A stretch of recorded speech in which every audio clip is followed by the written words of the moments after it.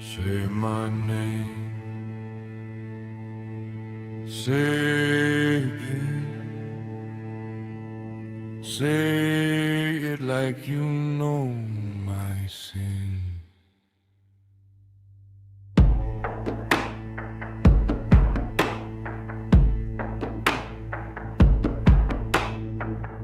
Woke up to a world gone black.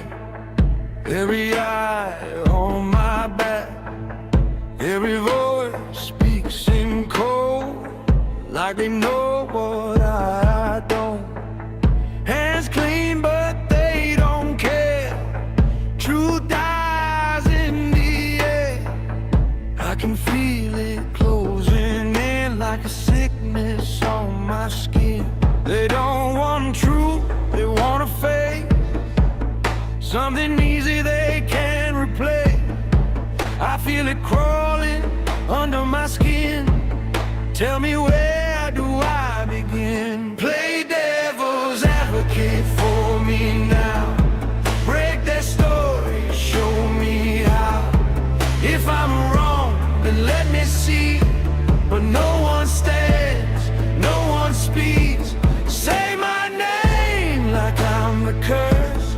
Say it loud, make it worse.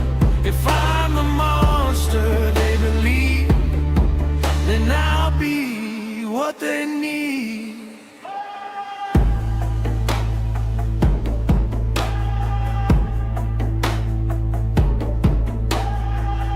Every whisper feeds the flame. Every shadow knows my name. I don't recognize that man, but they swear I am what I am. Walls talk when I'm alone.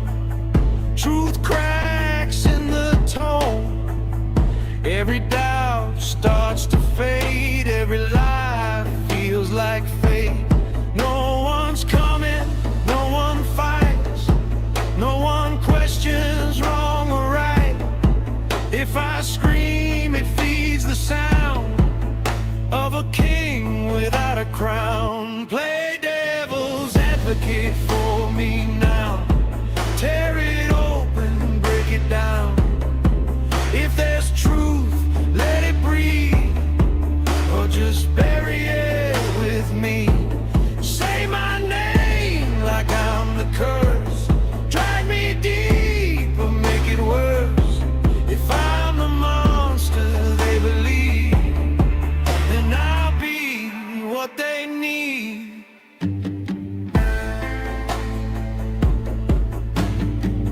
Say it, say it, say it again. Say it, say it, say it again. You want a villain, I can feel it. You need a reason, I'll be coming. You built the cage, I'm living in it. Now watch me wear it like I meant it. Say my name, say my name. Feed the fire, feed the flame. Say my name, say my name. Feed the fire. Don't play devil's advocate for me now. There's no truth left to be found. You made the shape, I'll fit inside. Let it live, let it ride. Say my name like I'm the curse. I am everything you've rehearsed. If I'm the monster that you believe, then I'll be what you need. Say my name. Say it again. Say it like you know my sin.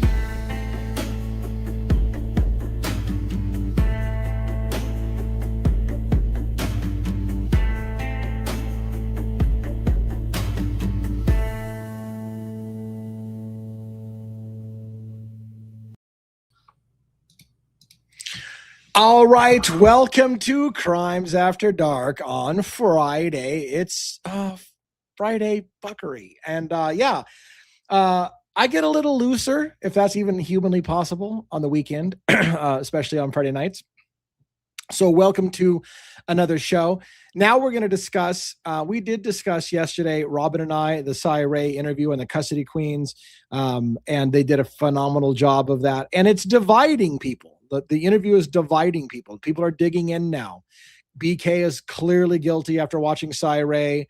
I'm sorry. I now realize he absolutely is guilty. Other people are like, oh my God, Cy Ray lied on so many things and admitted that he didn't even see the evidence, but yet he's going to tell us how to feel about it. Did he stay in his lane? Did he go out of his lane? We're going to talk about all those things. I'm going to take off the parental advisory. You should know by now, never fucking watch my show with children. That should be a foregone conclusion. All right. So, I'm going to bring my panel up. Robin, Dago from True Crime Cafe. We're going to get him on stage here shortly, although I see that Dago's not actually at his chair, so maybe I'll stall a minute. I'm bringing him on camera. But I want to say this as well. One thing I want to say about the channel before I bring my panel up is this. I'm not unreasonable. I want to make sure you hear this. I am not unreasonable. I don't have a dog in this fight. If Bryan Kohberger is guilty, I'm willing to say, look, I was wrong about thinking he might not be, but I'm not there yet. So don't think I'm there yet. But what I'm saying is I'm a reasonable guy. If you are a reasonable person out there, especially if you're in Moscow Police Department law enforcement, or if you're in the area and you watch the show, because it seems like we have a few people who seem to know a lot about this case and just sit in the wings. If you want to come up and have a conversation with us, anonymize yourself some way or whatever, or keep your picture off so you don't have to say, you are welcome to come up and talk with us. And I will treat you, and so will my entire panel, with the utmost respect. And we will soften our tone. We will soften our yelling. We will soften our anger, and we will listen. What did we miss? Tell us what we missed. I would give my right testicle right now to have somebody tell me, what did I miss? And let me push back a little bit. If I missed that, then why isn't it in the public record? Why do I have to trust that that's the truth without seeing it for myself? So let's have a discussion if you're out there. So I welcome that. I welcome anybody to join us on stage tonight. We're going to talk as a group. I'm going to get Dago's opinions on what he thinks about that interview. And Robin and I talked about it at length, and I want your opinions. So if you'd like to join us, I will say this. If you join us tonight, because this conversation is going to be potentially heated, please make your question or your point quick, and then we'll address it.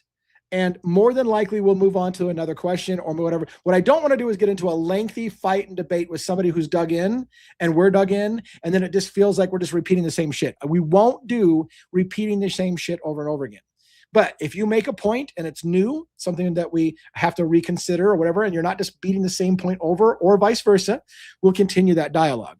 But I don't want to just have us saying the same things over and over again. But you are totally welcome, and you will be treated with respect. That goes for family members in this case. That goes for law enforcement in this case.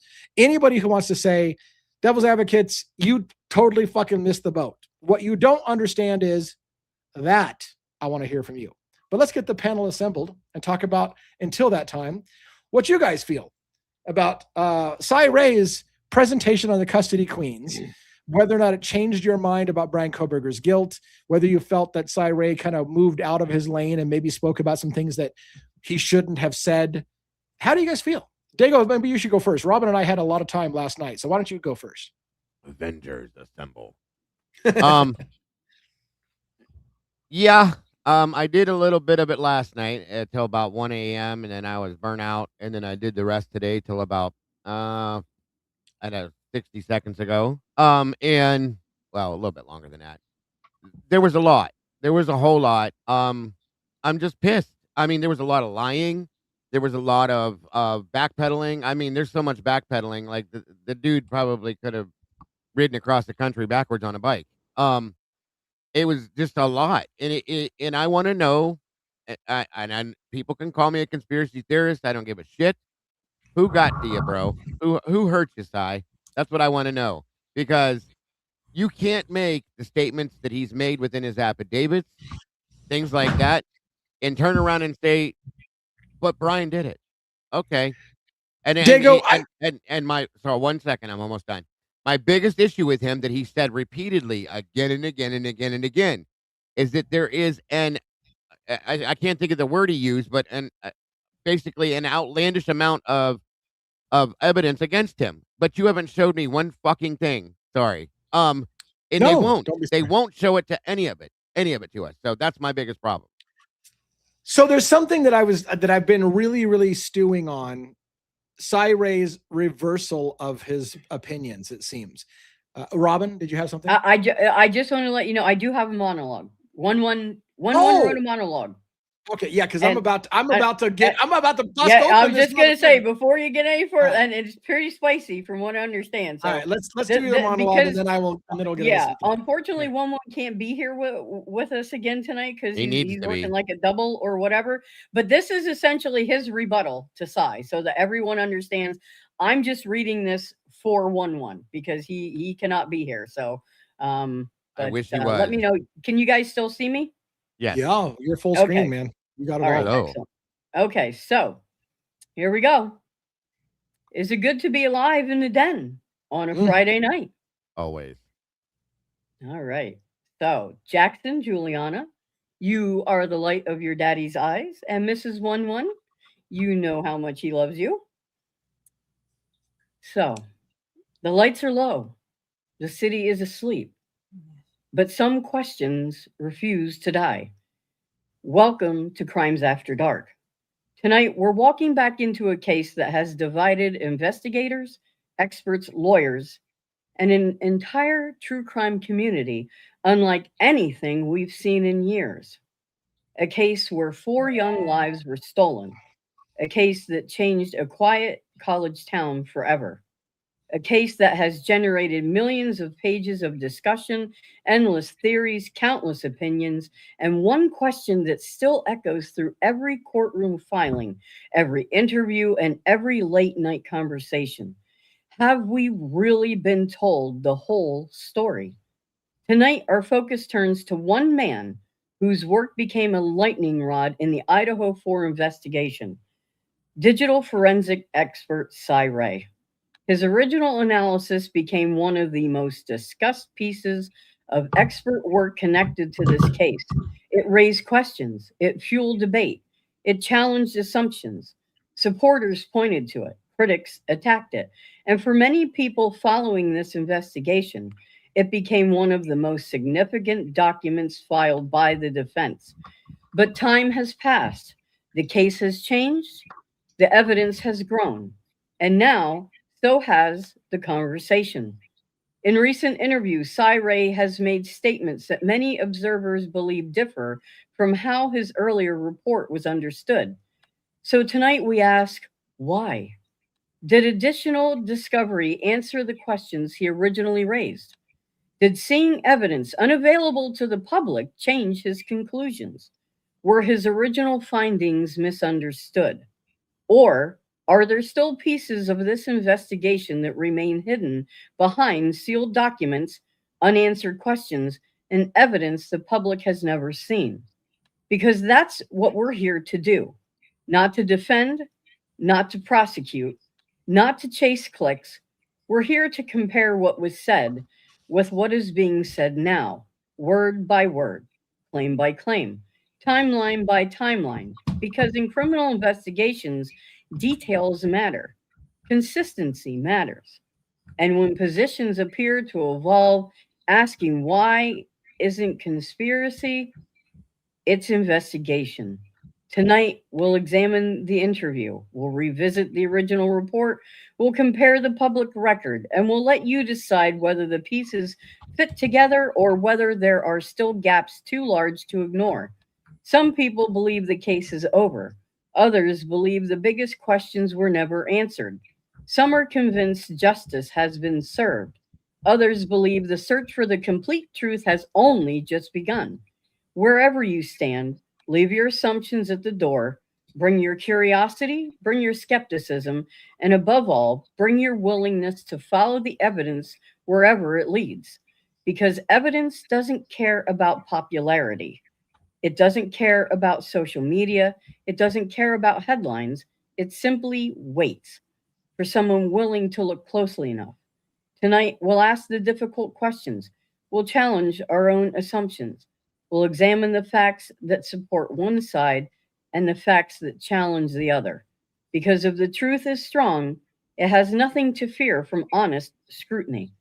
And if there are still unanswered questions, they deserve to be asked. Will we ever know everything that happened inside 1122 King Road? Will every report, every analysis, every digital breadcrumb, and every unanswered detail eventually come into the light? Or will some pieces of this story remain buried beneath sealed records and the passage of time? Only time will answer that. Until then, we keep asking, we keep examining, we keep following the evidence, no matter where it leads. So pour yourself a fresh cup of coffee, turn the lights down just a little lower, lock the door, and step with us into the darkness. Because tonight, the shadows aren't just hiding secrets, they may be protecting the answers. This is Crimes After Dark. All right. Thank you so much. Thank you. 1-1 and Robin for reading 1-1's words. I want to start by reading something that I want you to think about. If you watch Cy Ray's interview, and I want Dago, because I know he just watched it as well, I want you to think about what is said. I'm going to read to you, I'm going to show it on screen so you can read it with me. A filing by Ann Taylor about what Cy Ray was going to testify to at trial. Okay, are you ready? This is going to be what Cy Ray was going to testify. And you tell me if that's the same fucking thing Cy Ray said the other night with the custody queens. Because he's changed his opinion from what he was going to testify on. And I'm going to show it to you in writing. Are you ready? Let's do it. Yep, do it. All right, so this is electronically filed 4/17/2024 in the state of Idaho versus Brian Kohberger. Mr. Kohberger, this is from Ann Taylor's words. Mr. Kohberger moved to Pullman, Washington in June of 2022. As an avid runner and hiker, he explored many areas of the Palouse. Of note, he explored Wawaway Park on July of 2022, and this became a favorite location. After school year began, Mr. Kohberger was busy with his classes and work at Washington State University, and as running and hiking decreased, but did not stop. Instead, his nighttime drives increased. This is supported by data from Mr. Kohberger's phone showing him in the countryside late at night and or early morning on several occasions.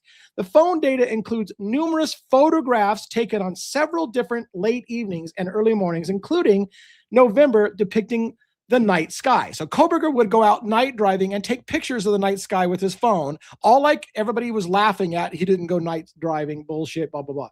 Mr. Kohberger was out driving in the early mornings of the hour of November 13th, as he often did, to hike or run or see the moon and stars. And he drove through that area south of Pullman,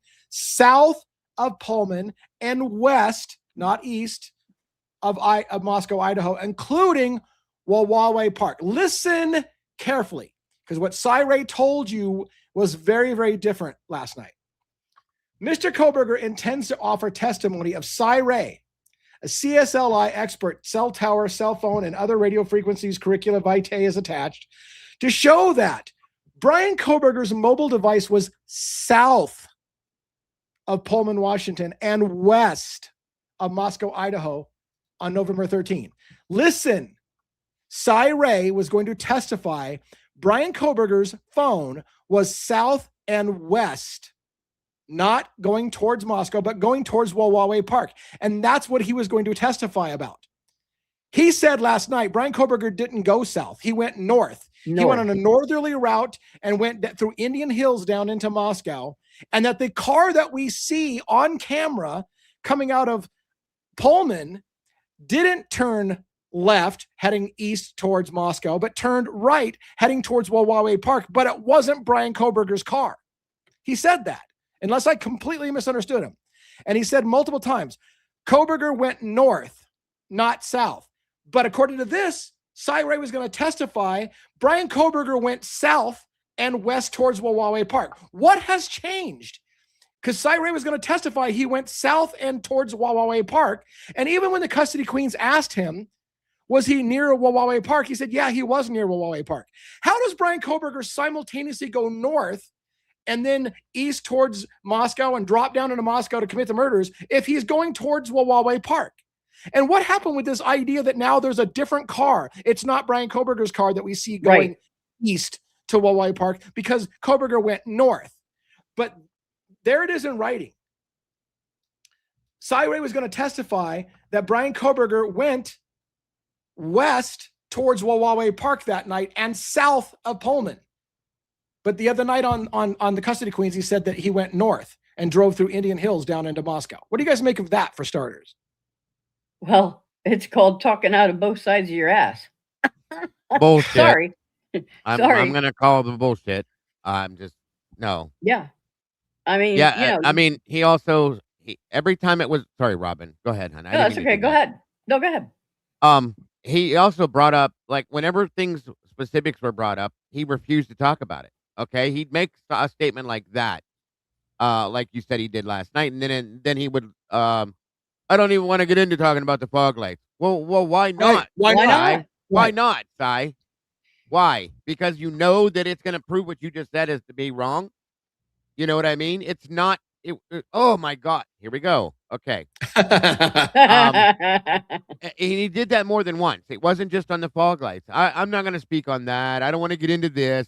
I don't want to get into that. So on and so forth. There was no cleanup. All of this shit. But that one right there in itself was big. Okay. You know, that was a dramatic change, Lee. That's a dramatic Yes. change. Okay. I want to know how and why. That's what I want to know.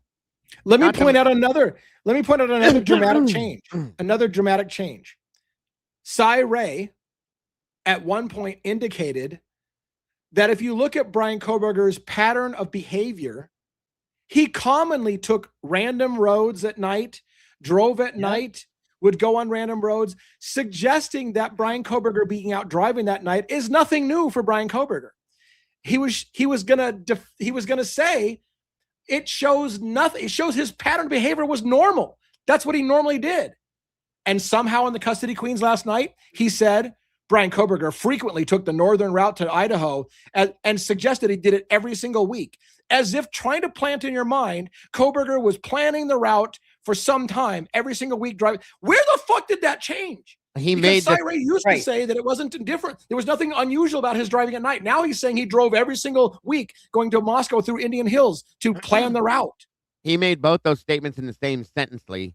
I sat and stopped it, and I said, I started calling him Captain Contradiction. He was doing it like he would, like what you just said, and then he said, but with what we know about the case, that's worrisome.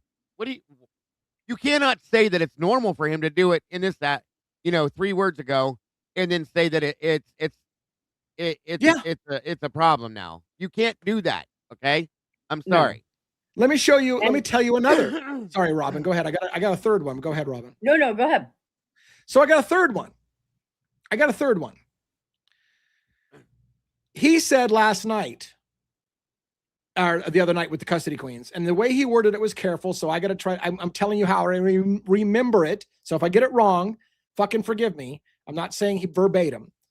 What he said was, we got cell phone data from all of the victims and Brian Koberger for the 6 months prior to the murders. And if you overlay all the data, it shows a very interesting story. Well, that's What funny story? because the custody queen said, didn't you say in your report that you looked at all the data and you overlaid them and there's no connection points between Brian Koberger Yeah. and any of the victims? So when did that fucking change? When did that change? Because now all of a sudden it tells a very interesting story, but before it told no fucking story. But now all of a Right. sudden it tells a very interesting story. So what Well, changed? There's 2 things that come out of that one. Go ahead. Did you have something to say, Robin? You can go first. Oh no, I was just gonna say almost all of that interview was contradictions, either to his affidavit or to one statement to another during the interview. During, yes, big time, many, Yes. many times. But as I was going to say real quick, there's more than one thing that came out of what Lee just said. Number one, okay, what changed? What changed is the number one thing with him. Number two, if I had, I would have paid anything to see somebody at that point go slap handcuffs on Ashley Jennings for lying to the fucking court, being held in contempt because she sat there and lied directly to the court on camera to the judge and said, no, Your Honor, we don't have that information. He proves it right there that they had that information and 6 months of it beforehand, folks. Why did she get away with that? That's another big problem right there. She should have been held in contempt and in my opinion, should be arrested. 1,000,000%. So that's another point that needs to be made with this as well. And we all watched the hearing, okay, where she stated, "No, Your Honor, we don't have that information. I don't have it. It's a lie. He has it. He pointed it. He proved it. It's all there." That again has happened many, many times within the case. So again, but going back to the other point, what has happened? What has happened, Sai? Who hurt you? Again, why are you changing your mind and doing complete fucking 360s on these things? It's insane. It is insane. I want to know what happened.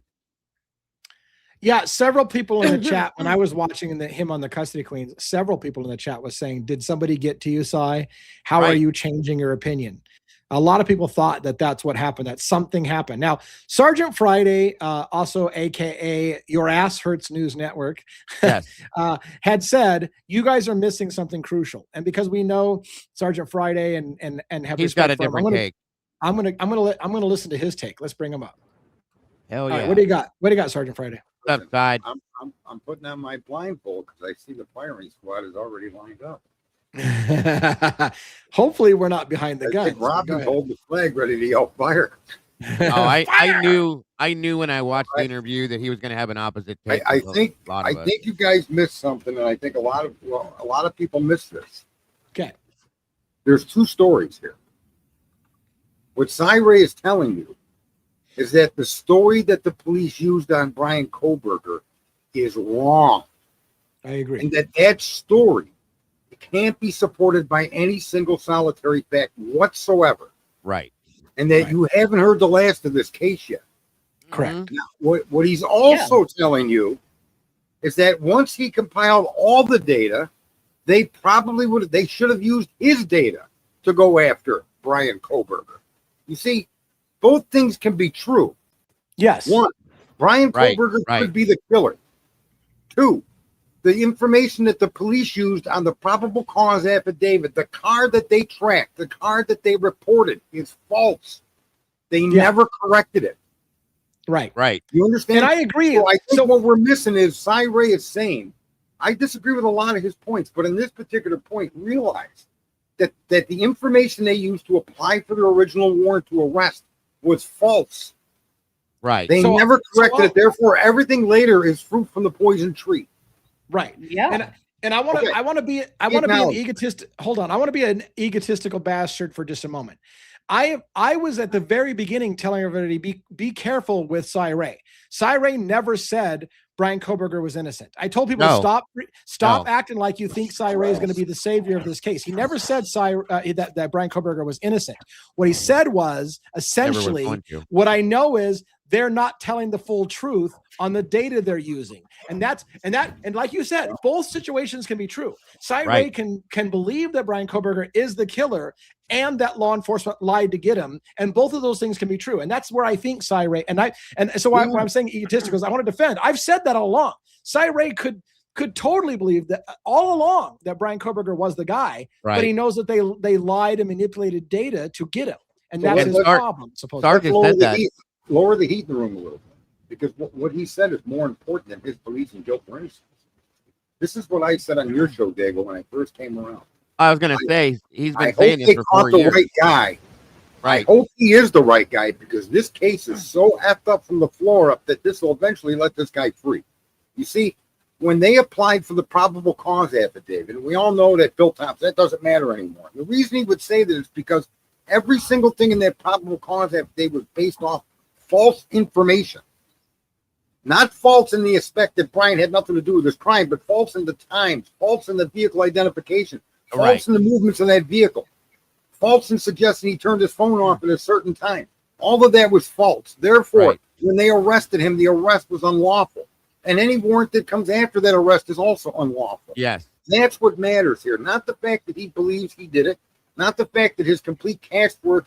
He said if they followed what the truth was, they probably would have came to a better or at least the same outcome of charging Brian Koberger. And I 100% agree. He made a statement similar to that, which was something to this effect. This is not a matter of guilt or innocence. It's a matter of whether the judicial system failed. And that's what happened. So his point is, and look, we have to take his opinion under advisement. His point is he believes Brian Koberger absolutely is the killer and they got the right guy, but they did so incorrectly. And if we allow law enforcement to keep doing this incorrectly, it's going to lead to a problem. We've got a broken judicial system because of the way they did it. And the worst part about it is he left us with this problem. What if, because they fucked this up, and he gets an appeal, and he wins on appeal because fruit poisoned his tree? I got a lot of things I'm trying to say. If he was right, they didn't have to use IgG, but they did. And when they used IgG, they screwed the entire case because there's no probable cause to start with, and therefore everything down the road is fruit of the poisonous tree. Everything. If that leads to a murderer walking free, he says we should be infuriated. But what are we supposed to do about it? Because the system broke and it wasn't supposed to do that. We have to fix the system before it does do it to an innocent person. And I'm not saying Brian Koberger isn't innocent, because he may be, but I'm saying, how do we wrestle with that? Well, he's leaving with us a conundrum. Now you would get the attention of the public in a way that you wouldn't get otherwise. Yeah. That's a good point. That's what I said in the very beginning. The only reason, folks, I ever got involved with the Brian Koberger case was because of that freaking affidavit. They go tell you that's the only reason I got involved. I said, listen, this is all exculpatory. None of this can be proven. There's no fact in this. It's all a conspiracy theory, right? And we all know that to be true, but I knew that imminently the minute I read it. And when you're listening to these news reports telling you this is the most significant probable cause evidence, they don't know what they're talking about. I do. I'm a criminal. I know. And this is what Cy is telling us today now, 3 years later, that particular, the way they arrested this kid, he was the best suspect. He absolutely should have been considered the killer, and he absolutely should have been investigated, and they absolutely should never have applied to arrest him for a quadruple homicide with that paperwork. They should never have done that. And they did. Like I said last night, here's my message to law enforcement. Stop trusting the fucking FBI with every little thing and do your own work. Do the actual legwork. Don't just trust what the FBI is handing you is correct or is going to hold up, because now here we are. This isn't the failing, though, of the FBI. I don't want to be contradictory. The FBI did their job, and their information is actually they violated their own policies, Sarge. That's true. But their conclusions, so that doesn't give me a level of trust. Right, but even if they didn't use the FBI, these clowns would have done what they did anyway. Oh, that's a fact. That the Moscow PD is absolutely a fucking favoring circus without a doubt. A message to other law enforcement, not Moscow. Don't right. Make this mistake. Yeah. Right. What I think, let me try to reiterate what I think, Robin, forgive me if I get this wrong, but I think here's the thing. A lot of people, and maybe even law enforcement as well, think that the FBI is the creme de la creme. They're the top of they're like the FBI. So if the FBI says a guy is guilty, then he's probably guilty. So did this whole investigation go off the rails because the FBI said, Brian Koberger is the guy, trust us, bro. And then they thought to themselves, well, if the FBI says it's true, it's got to be true. And then they built a case around it because they took the opinion, as many of us would, that the FBI is probably not wrong. They're the fucking FBI. Like, it's the top authority in the country for law enforcement. So if they say he's guilty, he probably is guilty.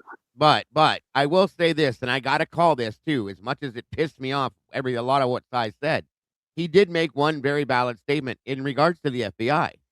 It's not the whole FBI, folks. It's fucking. It was two guys in the FBI. Right. It was two guys. Nick Valance and Kennedy absolutely should have been arrested. Should be arrested, locked away, because those are the ones that he's pointing at that intentionally fucked this whole thing up. Okay, for whatever reason, that's the question everybody has that nobody has an answer to. Why? And it was known well on. If you go backwards, Sarge, you remember this too. Ann Taylor stating that she wanted to impeach Nick Valance on the stand. That's what Hitler said. Well, yeah, we can do it, but not in front of the jury. You can do it off the record. Well, there's a problem, okay? And there's their problem with the FBI is those guys right there, specifically Valance, in my opinion. And that's been proven time and time again.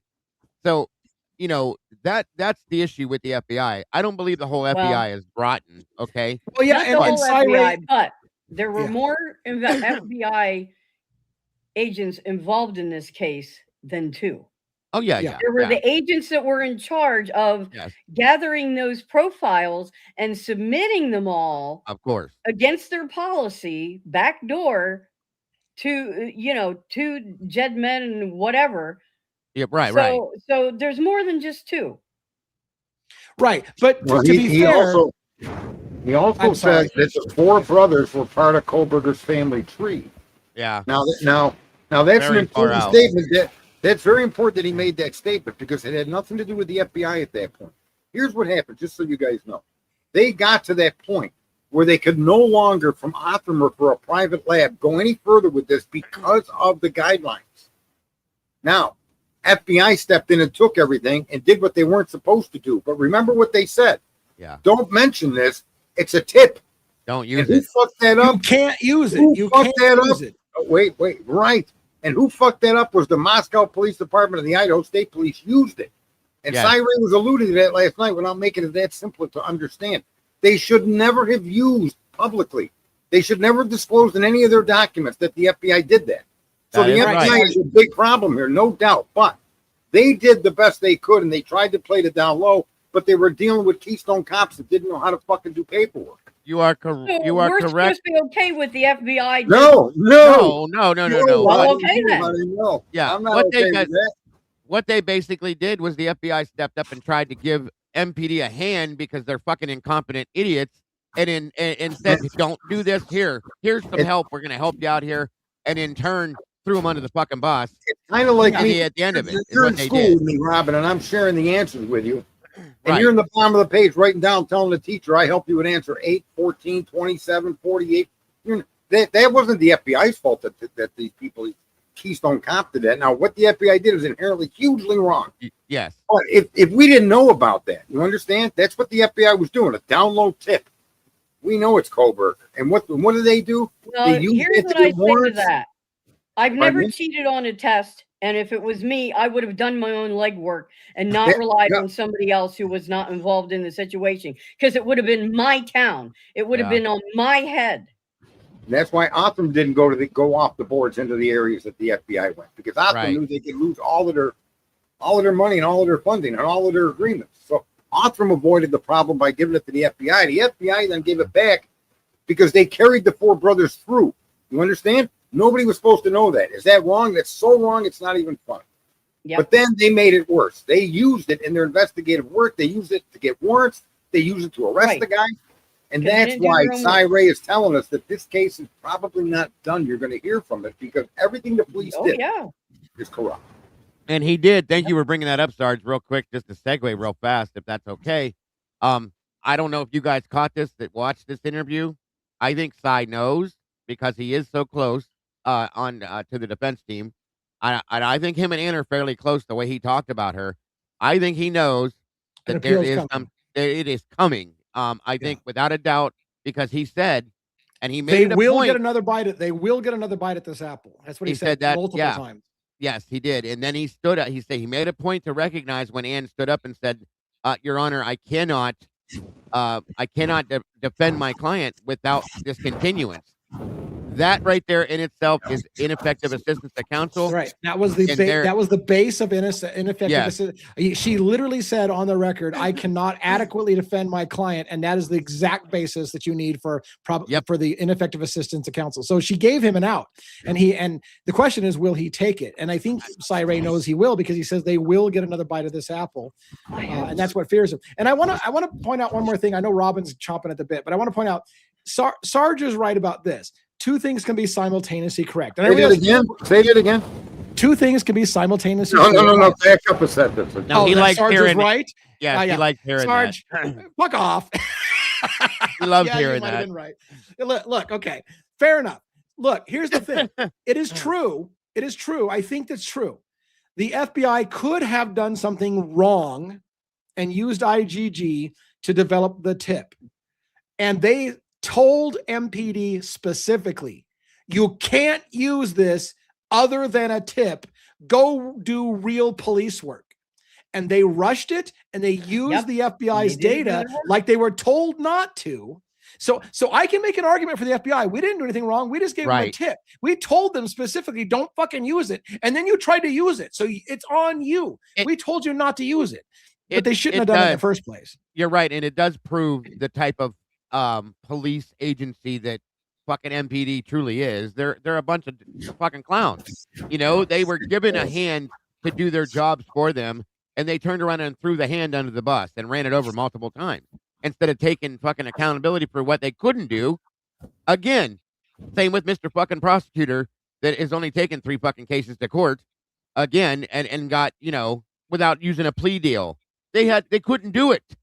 So they had to reach out to the FBI.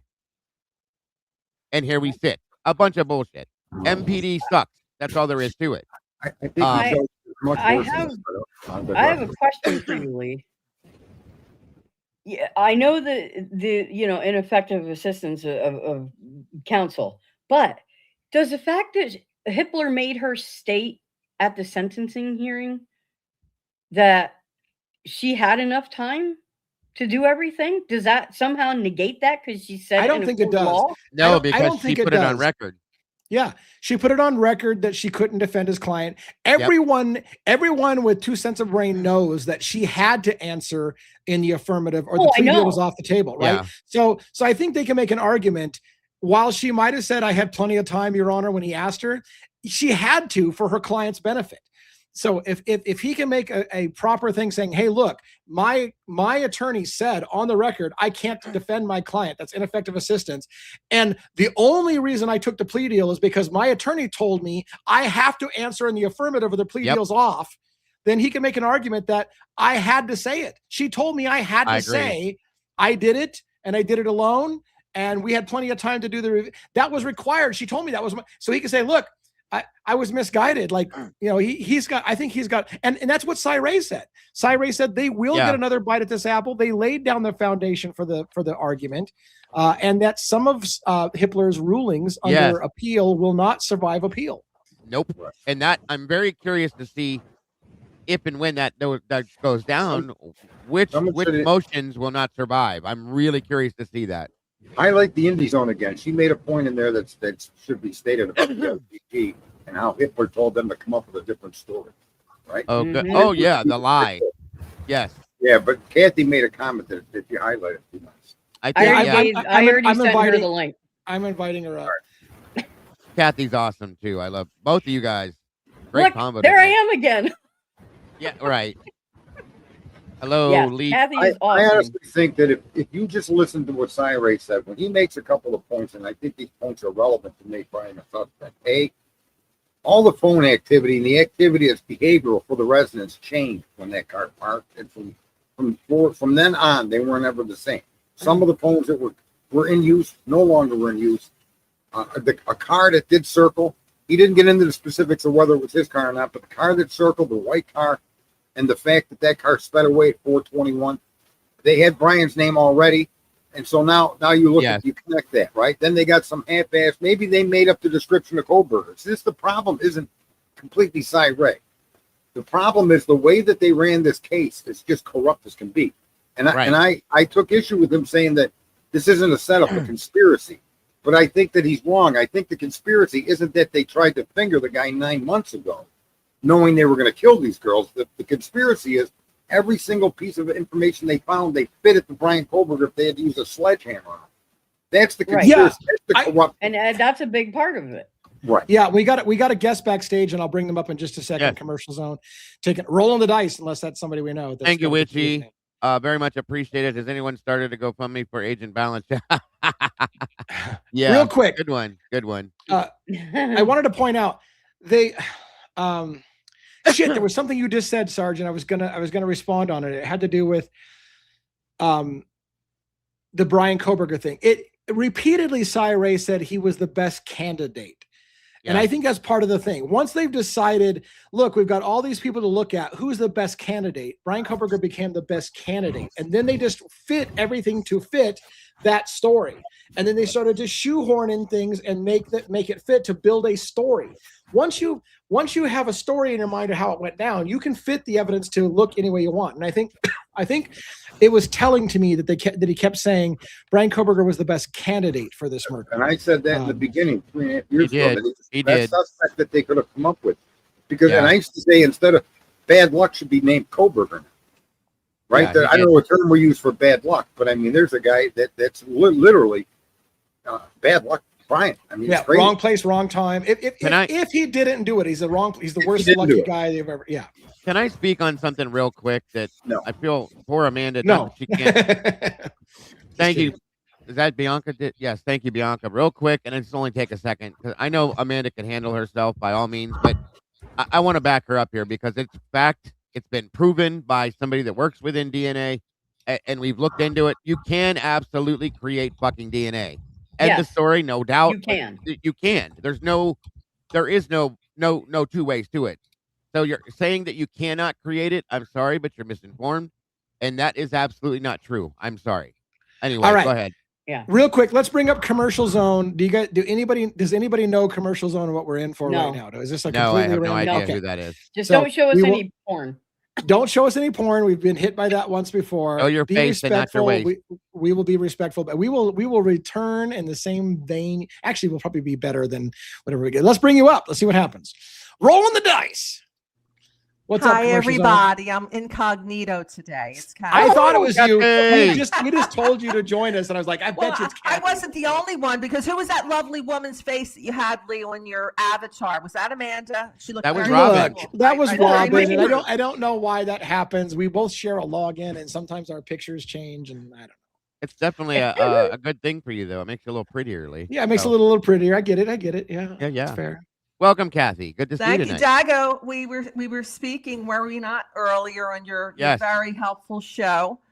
It Thank wasn't you. just that Mr. Ray indicated that possibly an appeal was coming, that possibly the world had not heard the last of Mr. Koberg. He used 3 magic words, Dago. Would you like to share what they were? Ineffective assistance of counsel. That's one. Oh, What no. about I'm Miss- sorry. The Garza. Garza B. Yeah. Is that the one you're talking that's about? definitely Garza. Miscarriage of justice. Miscarriage of justice. Threw There in you the go. Hunter language. Yes, he did. Yes, he did. Threw in the Hunter language. That gives me more thought here, Lee. And I agree. I think he's very close to Taylor, unlike Turvey. I agree. Who's arm's length. So I'm wondering, what do you all think? Robin, Lee, Sarge, Dago, do you think he's, just puffing things, or does he really know that there's post-conviction relief coming? I think he knows. I think he I knows. do. Yeah. I think feel he knows. like he knows post-conviction. He made it pretty clear that they will. Not, I think they will. They will get another bite at this apple. So I think he knows that they're filing it, and he even told us what the grounds was going to be for it. Did you watch his body language, Kathy, when he was explaining it? He got, in my opinion, he seemed to get excited when he brought that up. And the Garza came up, and I was right there with that. I got excited as well. I think that means he knows. I agree. He's very close to Ann. I think he absolutely knows it's coming. So, Well, another point that I'd like to share, please, is that Ann Taylor has said nothing in a year except to rip Turvey. When Turvey was saying basically the Koberger got a raw deal. Where's her equal ripping of Cy Ray? That's what Not I'd like there. to know. Koberger's alibi plus Mr. Koberger's yep. CSLI expert. It's not just he was an expert, he was his alibi. That's Right. what that hearing back in Latah County with Judge Yep. Judge, that was about the alibi defense. Yes. There's- He wrote the alibi. February, she files documents March 17th. I'm Can I- sorry. Cy can I Ray's just- going to get up and testify to the jury on Mr. Koberger's alibi, but it couldn't be him because Go, he was Sarge, nowhere yeah. near Moscow, right? Kathy, so I'm what not is sure it, that Cy that would Ray? be his Is he guilty testimony. or is he not guilty? Which one I is don't it? think there was going to be Cy Ray's testimony in those plain words. I think what Cy Ray was going to testify to is that what they've outlined for the movement of that phone can't be possible. And he would show Yeah. why it can't be possible without identifying a location for Brian. I think that's probably as deep as he would have went, and to provide an alibi defense to show factually that these areas of movement are completely inaccurate. That's Therefore, true. No, he was. The notice of alibi said Cy Ray will provide partial corroboration. There was a big hearing in Latah County. He gets up on the stand. 2 days later, he goes to CrimeCon. He's ripping all podcasters apart. What's he do? He goes on Lana's show with his wife. He's on Custody Queens yesterday. He had his own podcast. What are you doing? Ripping people that are giving independent opinions here. They're not bought and sold by the mainstream. That's another thing that irritated me about him. Right, but to stay on the idea of an alibi, I don't think his alibi support would have been the fact that Brian was here or there. So I think it was going to be more directed towards the fact that the data that they provided to the court is wrong. And here's where it's wrong. And that would be where he left it. I don't think he was going to say he was in Walway Park or he was in Jerusalem. That's what the alibi defense said. That's what Ann Taylor signed her name to it. 2023 and 2020. I mean, for 2 years. Hitler threw it out. I said, what the heck is he doing? I started the show. Defense? I started the show by reading. Yeah, sorry. I know we're kind of talking over each other. I started the show by reading where Ann Taylor said Cy Ray is going to testify Brian Kohberger's car was south and west towards Walway Park that night. But somehow last night, Cy Ray changed it and said, no, Brian Kohberger never went south. It's a different car you see going south. He never went east on 270. Not only did he not go east on 270, he didn't go west either. He went north. That was the shocker, because according to the document Ann Taylor filed, Cy Ray was going to testify Brian Kohberger did go south and west towards Walway Park that night. That's what she put in the document saying Cy Ray was going to testify for the defense on. And then now all of a sudden last night, Cy Ray says Brian Kohberger never went south. He went north. When the fuck did that change? And so this is the part that I'm stuck with, and I need to get your guys' opinion because I'm really confused. Let me finish this. The car that they tracked went south to Walway Park. Maybe what he was going to testify to. The people that they were tracking that wasn't Brian went that way. I think people are misunderstanding what Cy Ray is. Cy Ray has convinced himself that he knows the path Kohberger took.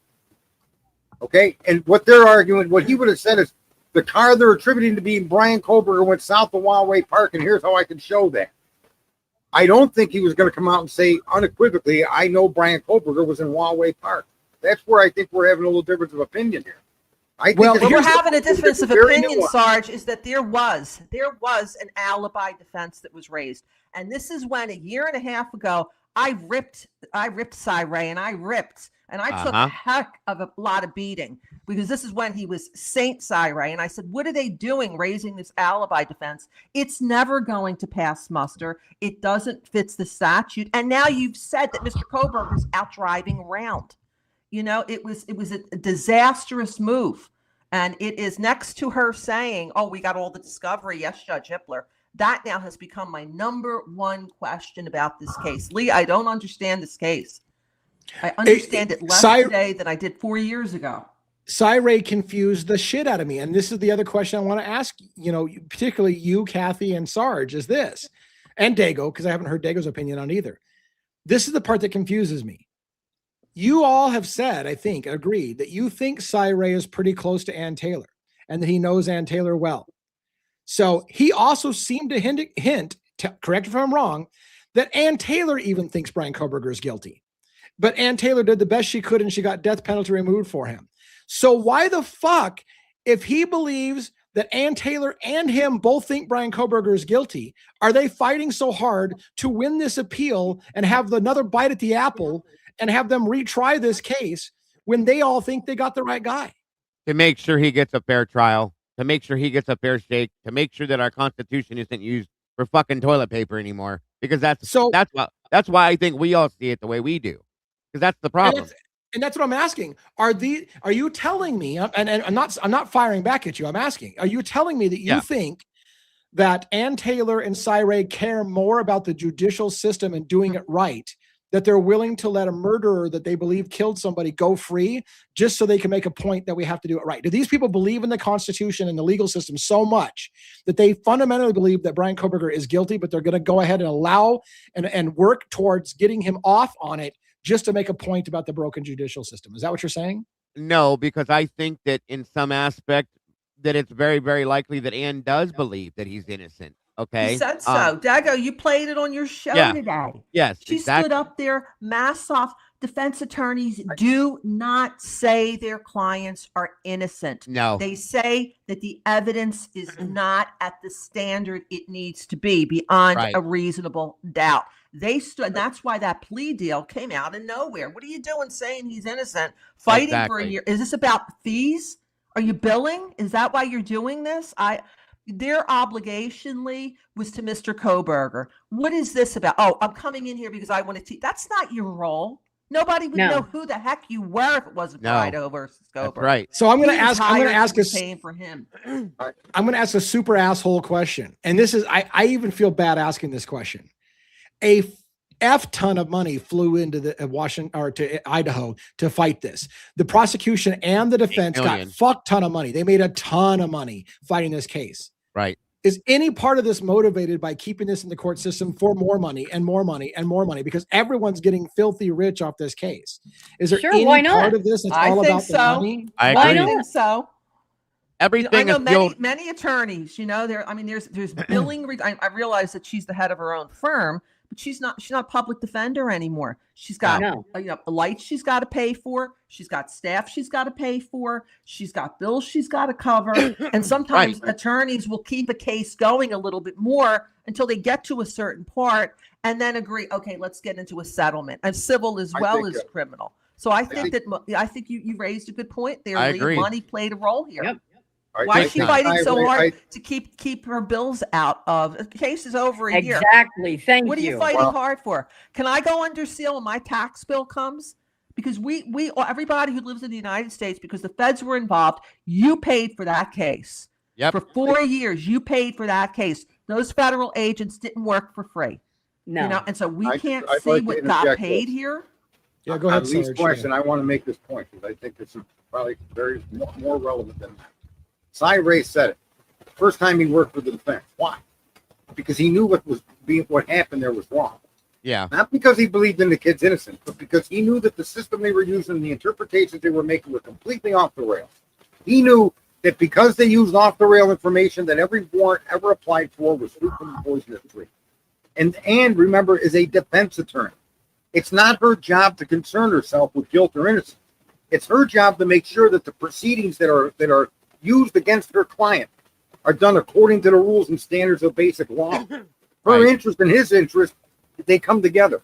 It doesn't matter whether Brian did this or not. The point of the matter is, from the original probable cause affidavit forward, they lied to get that affidavit, so everything after the affidavit, no matter what it is fruit from the poison tree.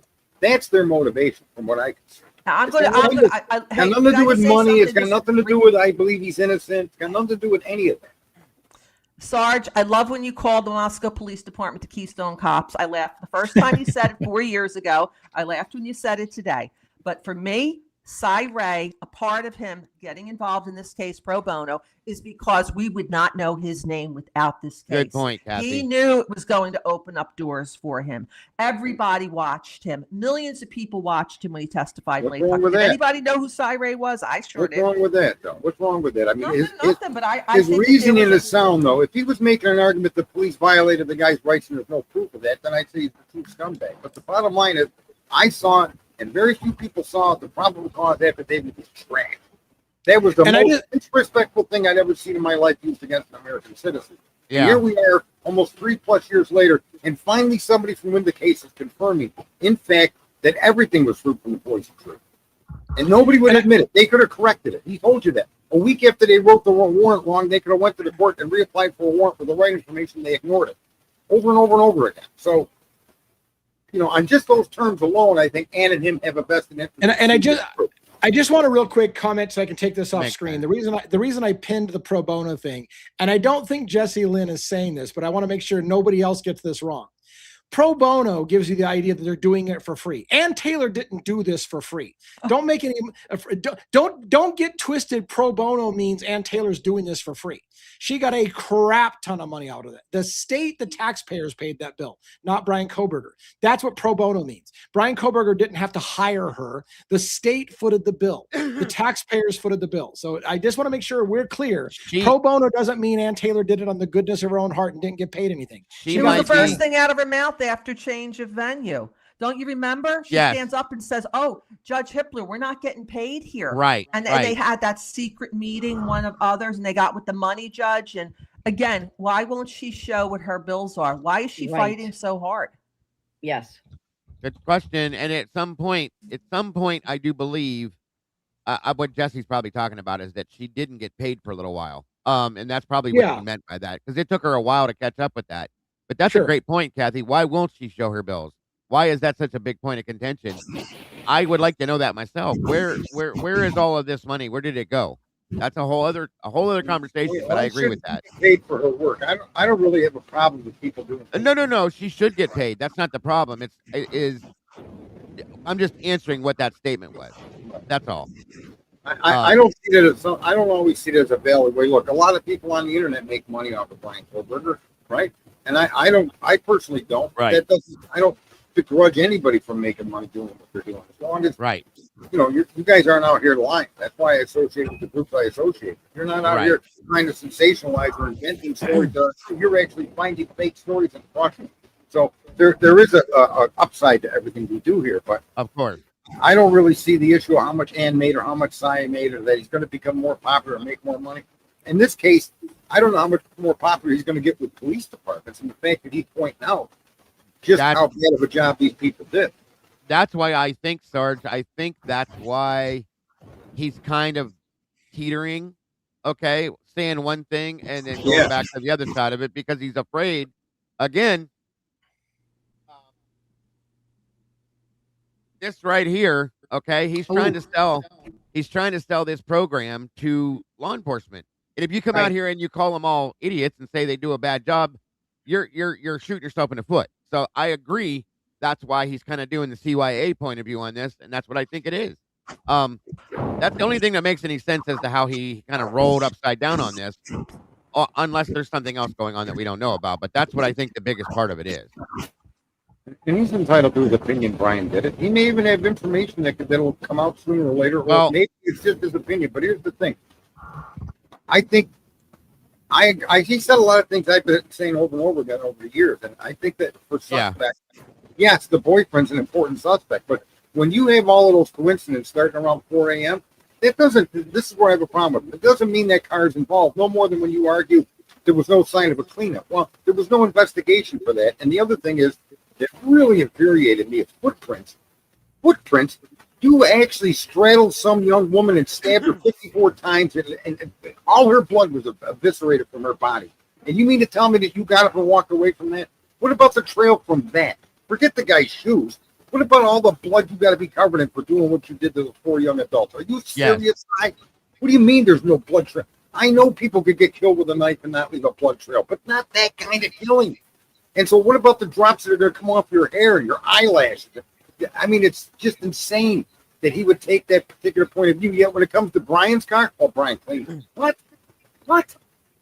Yeah, there's proof that it wasn't clean, but there's no proof there was no cleaning at that house. He flipped. You see what I mean? I agree with you. Caught in the typical system of tunnel vision. Anyway, well, again, I think it is tunnel vision. I I want to know who's going to hire him. If he's going to turn around and turn on his clients. All right. He was hired to be a defense expert. He was not hired to not be a defense expert. That's what if he felt that Kohlberger was guilty, he should have resigned from the case. Right. He continued to stay on the case. He was prepared to go to trial if Hitler would have allowed him to, because Hitler's the gatekeeper, and there was no love lost between him and Judge Hitler. We know that from the conspiracy theory blow up. I mean, I have a real issue with you agreeing to take on a client who is on his death penalty case, and then you come out for whatever reason. And I think, Dago, you hold up that book again. What's that book cost? $100? Who is that? $95. Law enforcement? What is this? You get hired to help a defendant, and then you turn on him at the end of the case and go out and say, what if Mr. Kohlberger is going to get this appeal and he gets a new trial? They're going to know that Cy Ray, his expert witness and alibi, thinks he's guilty. Yeah. Kohlberger should sue him. I mean, I feel like that is a big conflict of interest. I fully agree with that, Kathy. I mean, if you realize that you're somebody on the team that's working to defend you, in the back pocket is like, no, I know he did it. I'm 100% guilty on this, so on and so forth. I think I'd be uncomfortable. as the defendant, I'd be highly uncomfortable. So I agree with that. I fully do. Maybe that's why he pled guilty. He saw Eh. people on his own team were going against him. I mean, we It don't could know. be. It could Real be. quick, I'm just going to make I don't want to spend a lot of time on it, but Baby makes this comment. It was funny because I want to explain what I think she says. I'm sorry, but if you're hired to my team and you're using we for the opposition, it's shady as fuck. What she's talking about is Cy Ray was hired or working for the defense, and yet constantly said things like, we in law enforcement think this, and we in law enforcement do this. So when he's siding himself with the side of law enforcement while she's trying to defend against what law enforcement did, it is shady as fuck. I agree with that. 100%, baby. You got that right. But And there is something to be said about a guy that's willing to come out and make the statements against the prosecution that he made, which are factual based. They're not. It's not like he's pointing something out none of us ever considered. We're talking about it up the whole time. So let's just, there's so many competing interests in every human's life that sometimes the answers may not be what we like, but it's just the way the world works. The guy thinks he did it, but on the other hand, he also knows in the manner to which he was forced to plead guilty was completely fucking inappropriate and illegal with it. And he's willing to stand up for the system that's there to protect an American citizen. So on that could be enough for him. Yeah. We don't gotta like it. Right. And it might, I hate to say it, but it might speak a little bit to his integrity that he might think Kohberger is guilty, but he's still willing to call a wrong when he sees it. And it's not a popular opinion. And he's like, look, I know I'm going to get crucified for saying this. And my law enforcement friends, my entire career is at risk for doing this, but this was bullshit. And I'm going to call it like it is. And so it could speak to his integrity, right? It's like, I can lose business because of this. Like you said, who's going to hire me after I crucify the police on this case? So maybe that says that he's a man of integrity and is like, I'm just going to call it like it is, even if it's going to cost me financially. I don't know. I wouldn't call me a man of integrity. Lee, then why didn't he quit the case? Why did he remain on the case? Why was he intending to go to trial? I called him arrogant. I called him, I was very concerned about when I saw that alibi defense a year and a half ago. And I said, geez, was I a little too harsh on him? No, I was not.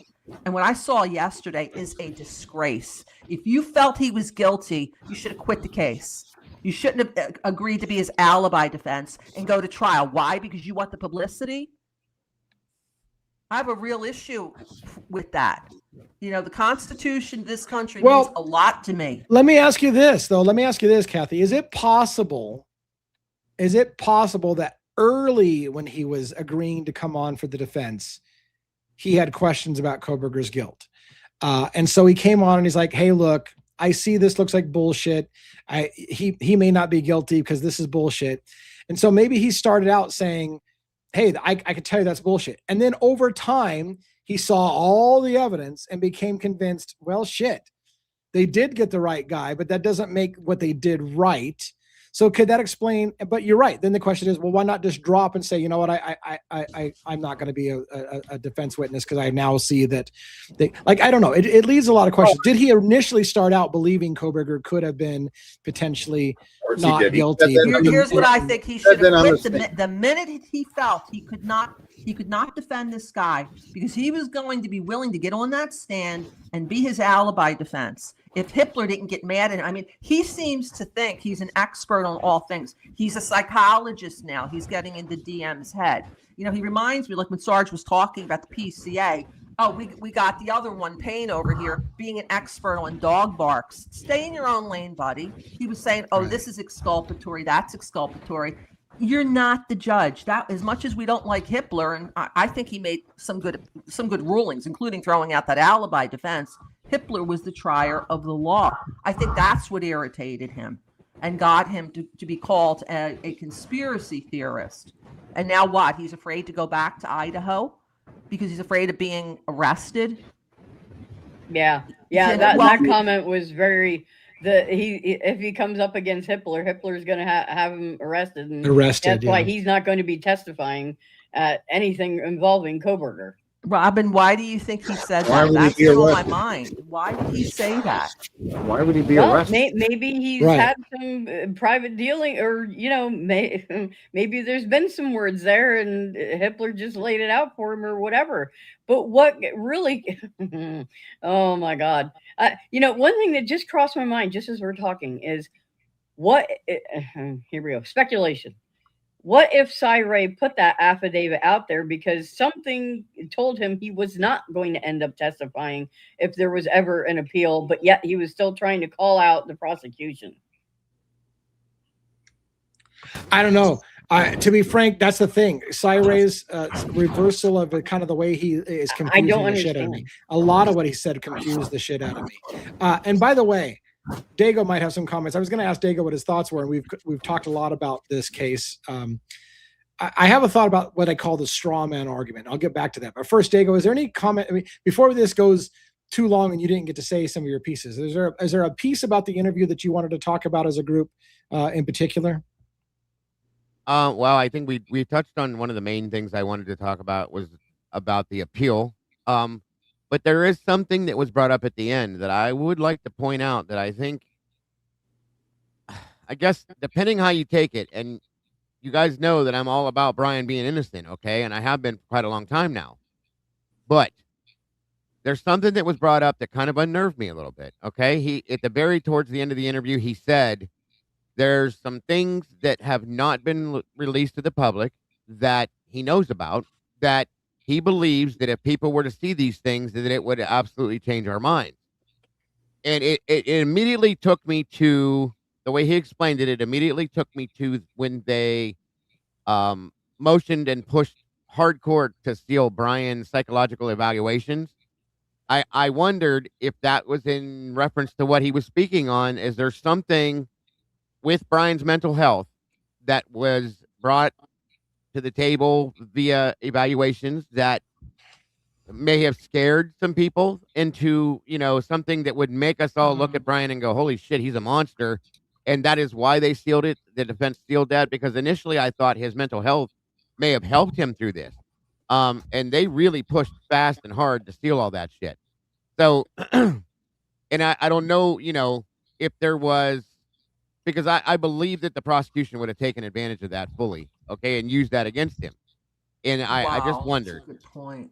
That's a good point, Dago. I'm like thinking as you're speaking because Right. What was one of the in limine motions? Do not refer to him as a psychopath or Yes. a sociopath Yes. at Yeah, and trial. Is that what you're it- referring to? Yes, ma'am. And then they sealed everything that they did with the eval. And then they say they brought Herwood in to cover all this and that.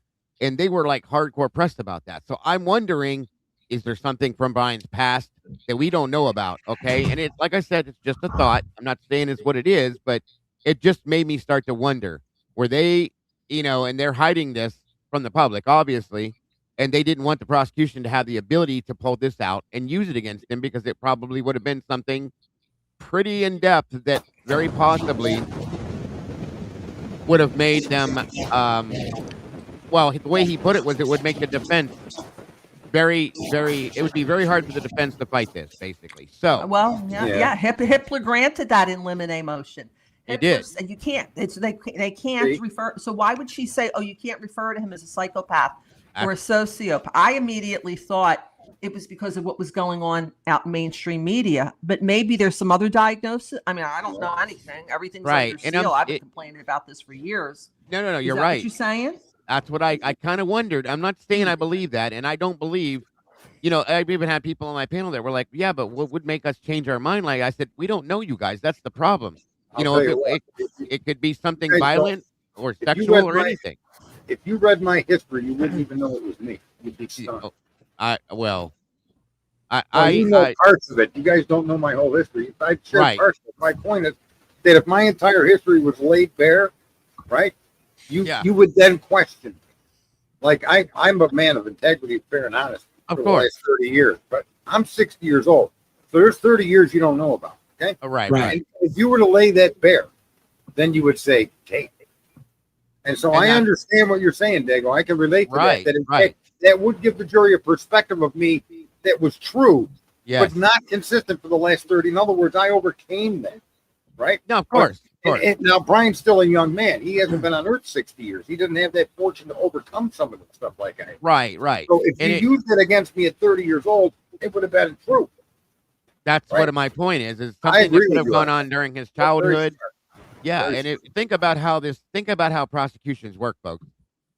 Anything, it could have been something that's sexual in nature, violent, and I'm not saying it happened and that's what it was, but maybe he killed small animals or something when he was younger, or did certain things that just it would have been a hell of a tool for the prosecution is all I'm saying. For him to make the statement the way he did, it just took my mind off right away, and I went, shit. I wonder, you know what I mean? Right, because we were all saying, hey, if there was a ton of DNA there, as he claimed, if there was a photograph of Koberger going in and out of the house, if they had video of the crimes and you see Koberger, Bill Thompson would have shown off about that years ago. Okay. Right. It would have been on Dateline NBC, yeah. It would have gone to Dateline. But what Daigo's just saying, I think deserves a little bit more investigation, Daigo. Thank you for raising that. Absolutely. I want to do me a favor and tell us what year it is. Do what? Kathy, tell us what year it is. You're asking Kathy?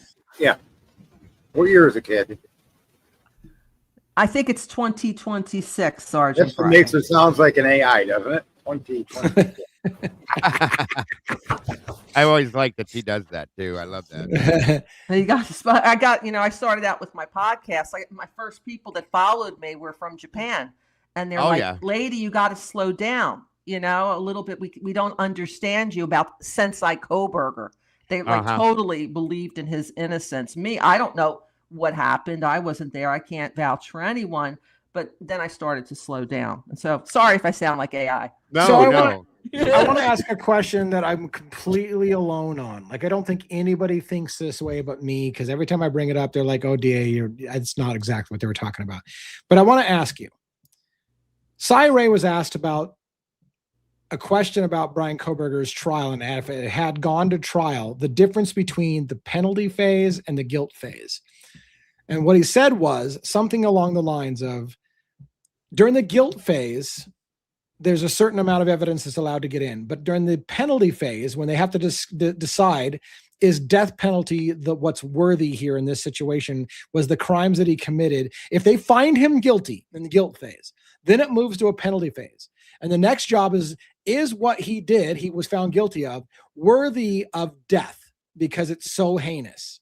And he said, Cy Ray, that during that phase, new information, additional evidence that wouldn't be allowed in during the guilt phase would be allowed to be shown to the jury during the penalty phase. I call that mitigating factors. Things that make you go, okay, yeah, he did it, but now you have to understand why he did it.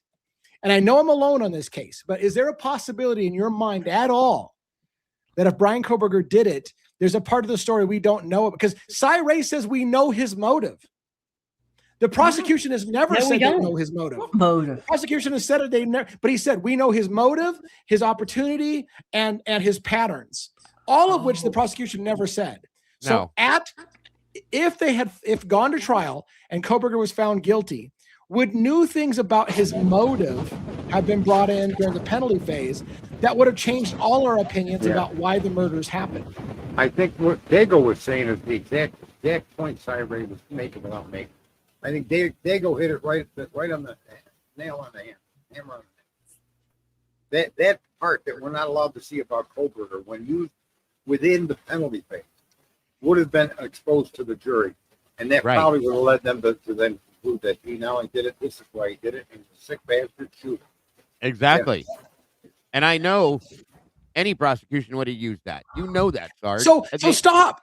This is and I'm just going to fire back because I'm going to be brief because I'm all alone. Everybody assumes that what would have been damaging is why he did it because he's a sick bastard. What if it was the opposite? What if the extortion case out of Pennsylvania that they talked about and it was hidden early, the cast report from the FBI said there's an extortion case associated with this out of Pennsylvania? What if the girls caught Brian Koberger or whatever masturbating on camera and said, you owe us $20,000 or we're going to show your mom the picture of you masturbating, a video of you masturbating. And that has happened to people I know. I've seen people caught by that scam. If the jury had seen that the girls or anyone in that house was extorting Brian Koberger for some embarrassing thing, would it change their mind about what he did at all? I think you're mistaken that wouldn't have been used in the prosecution's case. If there's evidence of that, would have been on the guilt page. It would have been even before the guilt. That would have been during the trial. A motive. They had no motive. They have no connection. I don't think that's even plausible. In all fairness, I mean, Lee has brought up an equally important question, going to mitigating. Dago's more aggravating, because now it's no longer. I hate when they call it the guilt phase. It's the case in chief. It's where the prosecution has to show beyond a reasonable doubt that this person and this person alone, sitting at this table in front of you, ladies and gentlemen of the jury, who committed these heinous crimes. Once you're in the sentencing phase, part 2. That's all off the table. Now, as prosecution, I'm going to introduce as much aggravating factors so that jury comes back with the DP. But as Lee's saying, on the defense side, you're going to be bringing in, and then maybe that would be interesting. I remember hearing rumors like that, Lee, and you've talked about that. What if this was some type of an extortion? What if he found himself in an embarrassing, humiliating situation with no way out, and that was being used against him? I don't think. Sorry, and the nuance of that is the nuance of that is this: you wouldn't, if you're a defense attorney, want people to hear about he was extorted over some embarrassing moment, because that would suggest that he's guilty. So you would want to save that for the mitigating phase. You'd prove he did it first. Prove he did it. But if you do prove that he did it, now you have to hear why he did it. But I don't know that the defense would want to interject the motive for the murder in the first part of the trial. Can you prove he did it first? And then if you do, then you have to talk about why. Wouldn't that all listen, I think this is where this falls apart, in that when Thompson came forward and said they have no connection, electronic or otherwise, right? Like Brian to the victim, there's no connection, none. Yeah. So I think that eliminates any possibility of an extortion used anywhere in any of the process. That's fair. Because what I would have thought too. Right.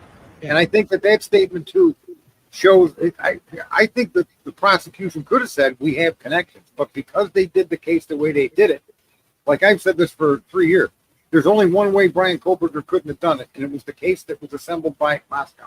Okay. There's a trillion other ways the kid could have done it. I agree, Sarge, but I agree. So I want to say I agree. If they knew that the motive, and they had it tied to something out of Pennsylvania extortion thing, they probably would have brought it up. The part I can't shake is, why does this case have an extortion case? And the only reason I know it's out of Pennsylvania is because Christopher Wickham, when he wrote his book, said that it's an extortion case out of Pennsylvania. Is that can we really chalk that up as just a coincidence that the FBI tagged an extortion case out of Pennsylvania as part of this case? Couldn't you look at Brian Koberger as somebody that brought someone to that property? Not going there himself to kill, but involved with somebody that had a bone to pick with these kids?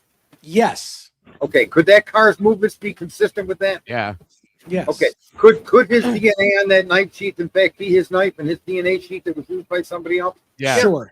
Could the mitigating circumstance, the motive, was that somebody that was in Brian's car that Brian brought to the crime scene after he's been convicted of the crime? Yeah. Could that be brought into that end phase?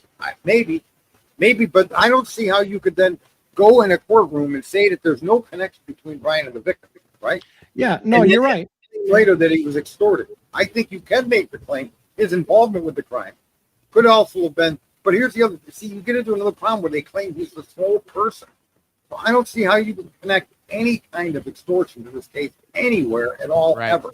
Maybe the extortion was somebody else in the house. Why is Christopher Wickham going to bring up an extortion case out of Pennsylvania if there's no relevance? I know a lot of people have attacked Mr. Wickham. I saw his interview yesterday. They're going back 30, 40 years. I don't know much about Ruby. I got enough trying to figure out the Koberger case, okay? And for Christopher Wickham to bring that up, why would he bring it up? Just out of we're just going to, I think... And by the way, I think in Pennsylvania today. We're going to throw that in the book. I think, to be fair, I think Christopher Wickham, unfortunately for him, fucked up, because nowhere in the paperwork does it say that extortion case is out of Pennsylvania. That was something that Christopher Wickham said. So, and Christopher Wickham clearly has seen documents that we haven't seen in the public. I really think that it was either he guessed or he saw it, but it's not public information that extortion case counted. I've looked. I tried to look it up in the documents. I said, where was it mentioned about the extortion? It doesn't say anything about it being out of Pennsylvania. But Christopher Wickham said it's out of Pennsylvania. So what does he know? What about the talk about the grand jury out of Pennsylvania that got slipped in Latah County when they were talking about, there's a grand jury out of Pennsylvania. Right. What was that about? What was it about? Right. What was it about? Do you have an idea? So maybe I think Christopher Wickham maybe slipped. Just like I think that Payne may have slipped when he said the crimes ended at 4:25 with suspect vehicle 1 seen speeding out of the neighborhood at 4:20, that it was more than one person. Right. And when he said he saw suspect vehicle 1 parking in front of 1122, maybe there's another camera and he slipped there too. Oh, there is. I absolutely, I'm telling you, and I FOIA'd this, or records requested this last week. There are at least 3 cameras that we have not seen footage from, at least 3, that I know were there at the beginning of the case when Rory went boots on the ground and walked through and pointed them out. We looked at them all. And I know they're there, and Steve Gonsalves has referenced them as well as Chris Whitcomb referencing them. But there's video out there that nobody's ever seen. And they deny that it exists, but I'm telling you, it's there. Without a doubt. So I believe that they have some other video out there. So I'm probably going to be denied that for other it. video though has got it. Listen, if they've got it, I would suggest what Cy Ray is telling us is they ignored it for a reason, because it didn't fit the narrative they built. That's what some of this information is going to lead to. It's going to lead to showing that what they proposed and the arguments they made, the motions they filed, and the warrants they applied for, the data used to get that is wrong. And that's why they don't want to admit to these other videos, or maybe even to this extortion case. So there may be that. It may be the whole timeline of one guy with no connection did this. They stuck to that, even though they had evidence to show otherwise. And that may be what Cy Ray is alluding to when he says everything was done wrong to protect their. They stayed on a timeline with this, that, and the other. So this other stuff we won't know till later, but that may be. And what you're saying, Sergeant Friday, is if they did hide some stuff that would not fit their timeline and their argument, that's exculpatory information. If they didn't provide, it's worse than that. It's worse. It's exculpatory. It's worse because they didn't use it in their warrant applications. You see, that's what he said. Fruit from the poison tree. If I lie about where you are and I know it's not correct, I find for sure it's not correct, and I don't go back and correct it, then the information I gather from that warrant can't be used in court against me. Wouldn't that be a Brady violation, perhaps? Yeah. And this is what Cy Ray was alluding to all night. So let's go with the idea that he's right, that there is information that shows that Brian did this. It was not using that information to protect their story that they'd sold to all the news media and to the public.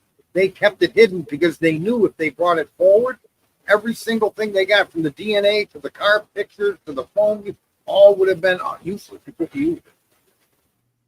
That's the problem in this case. So that should give people a little bit more understanding. It's highly possible Brian Colbert did commit this crime. And when you listen to what Cy Ray said, it to me, I'm glad I came in here tonight. You guys educated me, and I loved it. But it gives another synopsis. It really gives another way to look at this. My biggest problem, Sergeant Friday, can I ask you a question? If Cy Ray is aware that there is truly exculpatory evidence, why isn't he all over Ann Taylor like Turvey was? Not exculpatory, it's inculpatory evidence that they couldn't use because they'd already used the false information to get their warrants. You understand? The evidence that they're not showing shows his involvement. The evidence that they did provide, the evidence that they jammed in to make it look like he did it, was used to get warrants.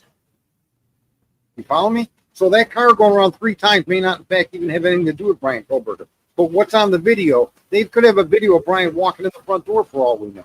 But because they didn't use that or didn't have that, and they ran to the lies, now if they go and try to include that, that means all the warrants that they just got against him to get his DNA, to search his So- car, to arrest So him. you're breaking my mind because again, this is the problem I have. Ray multiple times said they already had Brian Koberger. They knew who he was. They already had them. They didn't need to use the IGG, but they did it anyways, and they fucked up the case with that.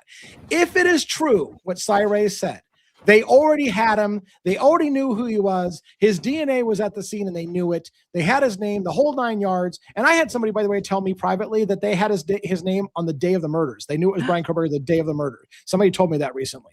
Lee, And then they- you know what that's who that's a big problem for? Yeah, A certain Detective Brett Payne. Because Right. did he or did he not get on the stand and say the first time? Yeah. he They is never heard about him the until the detective on the 19th. case. He signed that affidavit on a probable cause under penalty of perjury, meaning Robin, every check word back was that. true. Under that's a felony. He said the first Right. time So that I'll- Koberger's name came on the radar over there at the Remember MPD what was Steve G December said? 19th. We know that's not true.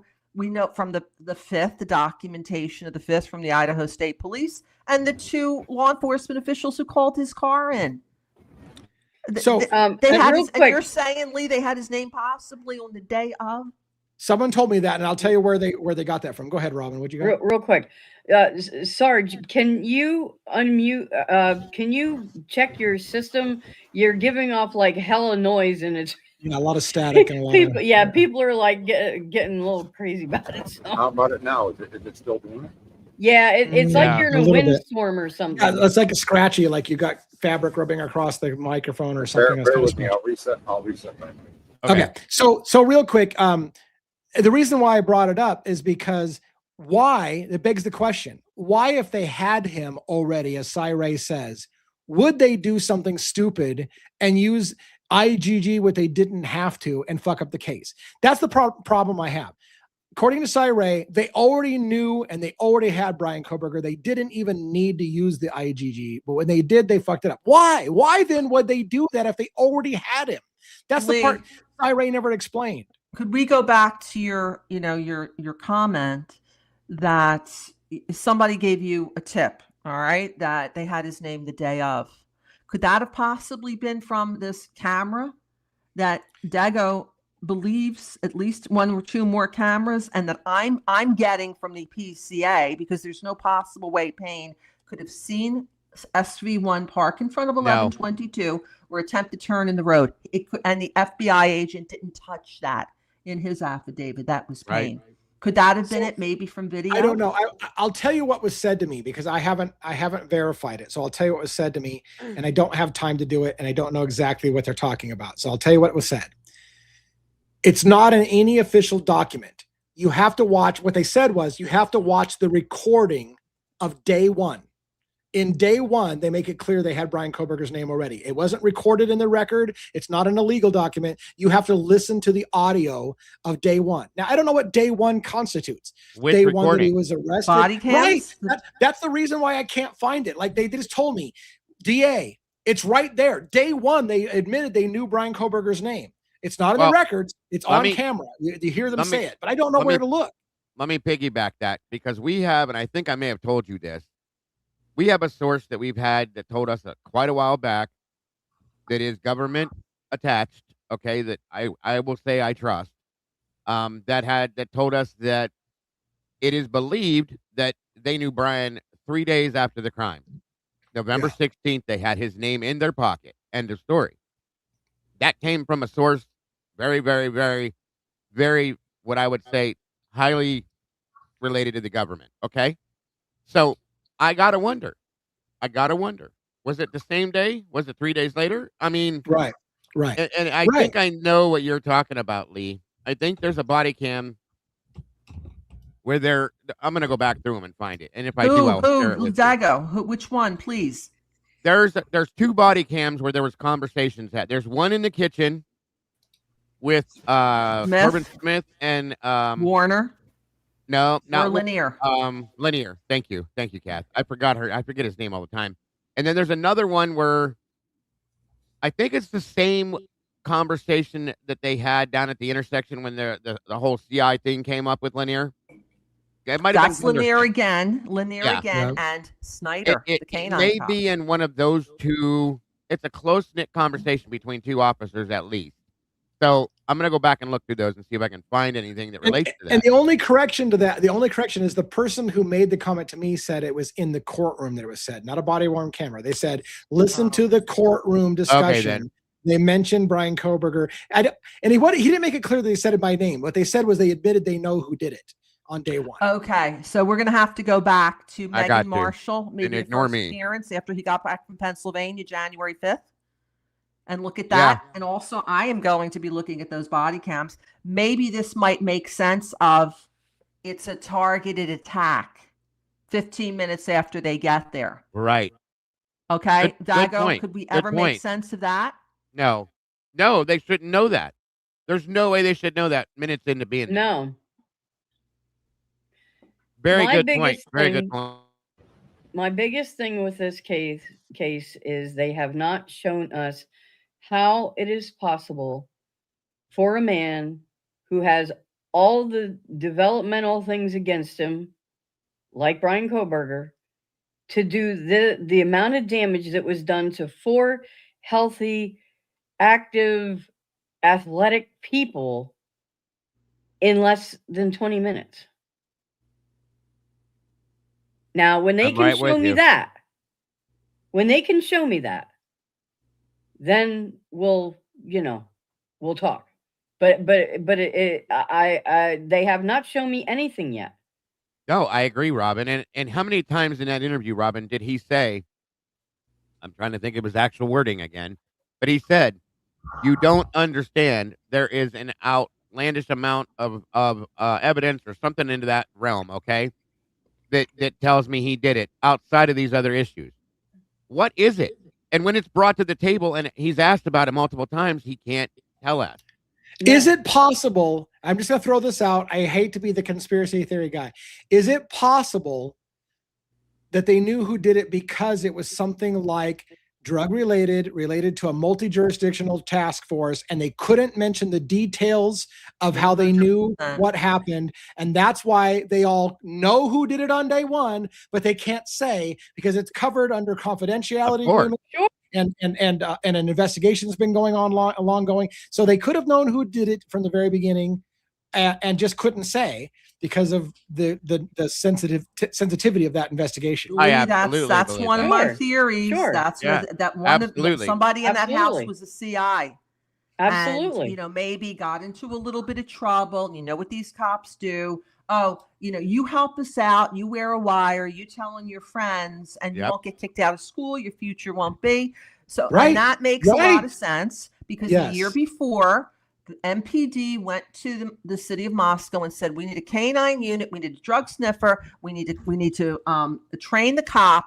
And we need $100,000 to deal with Moscow's growing rug problem. It makes a lot of sense why Snyder's running there from a rug call on Main Street at 11:30 without his car, without his body cam, without his dog, and why when he saw that baggie on the table, he didn't get the dog at that time to go through the house. And if anyone's going to know about a rug CI, like he whispered to Lanier, it would be Snyder because he's the canine cop. And then he's going around the neighborhood and he's trying to get people to open up to him, and he doesn't have the dog with him. That dog's beautiful. It's like a blonde Labrador. It might have calmed people down and gotten them to open up. Still, he didn't go get the dog. So I think, and that would make a lot of sense why you saw the likes of Homeland Security being involved. They did some of the interviews that we got off the ISP, Right. and the feds, as to the extent that they were.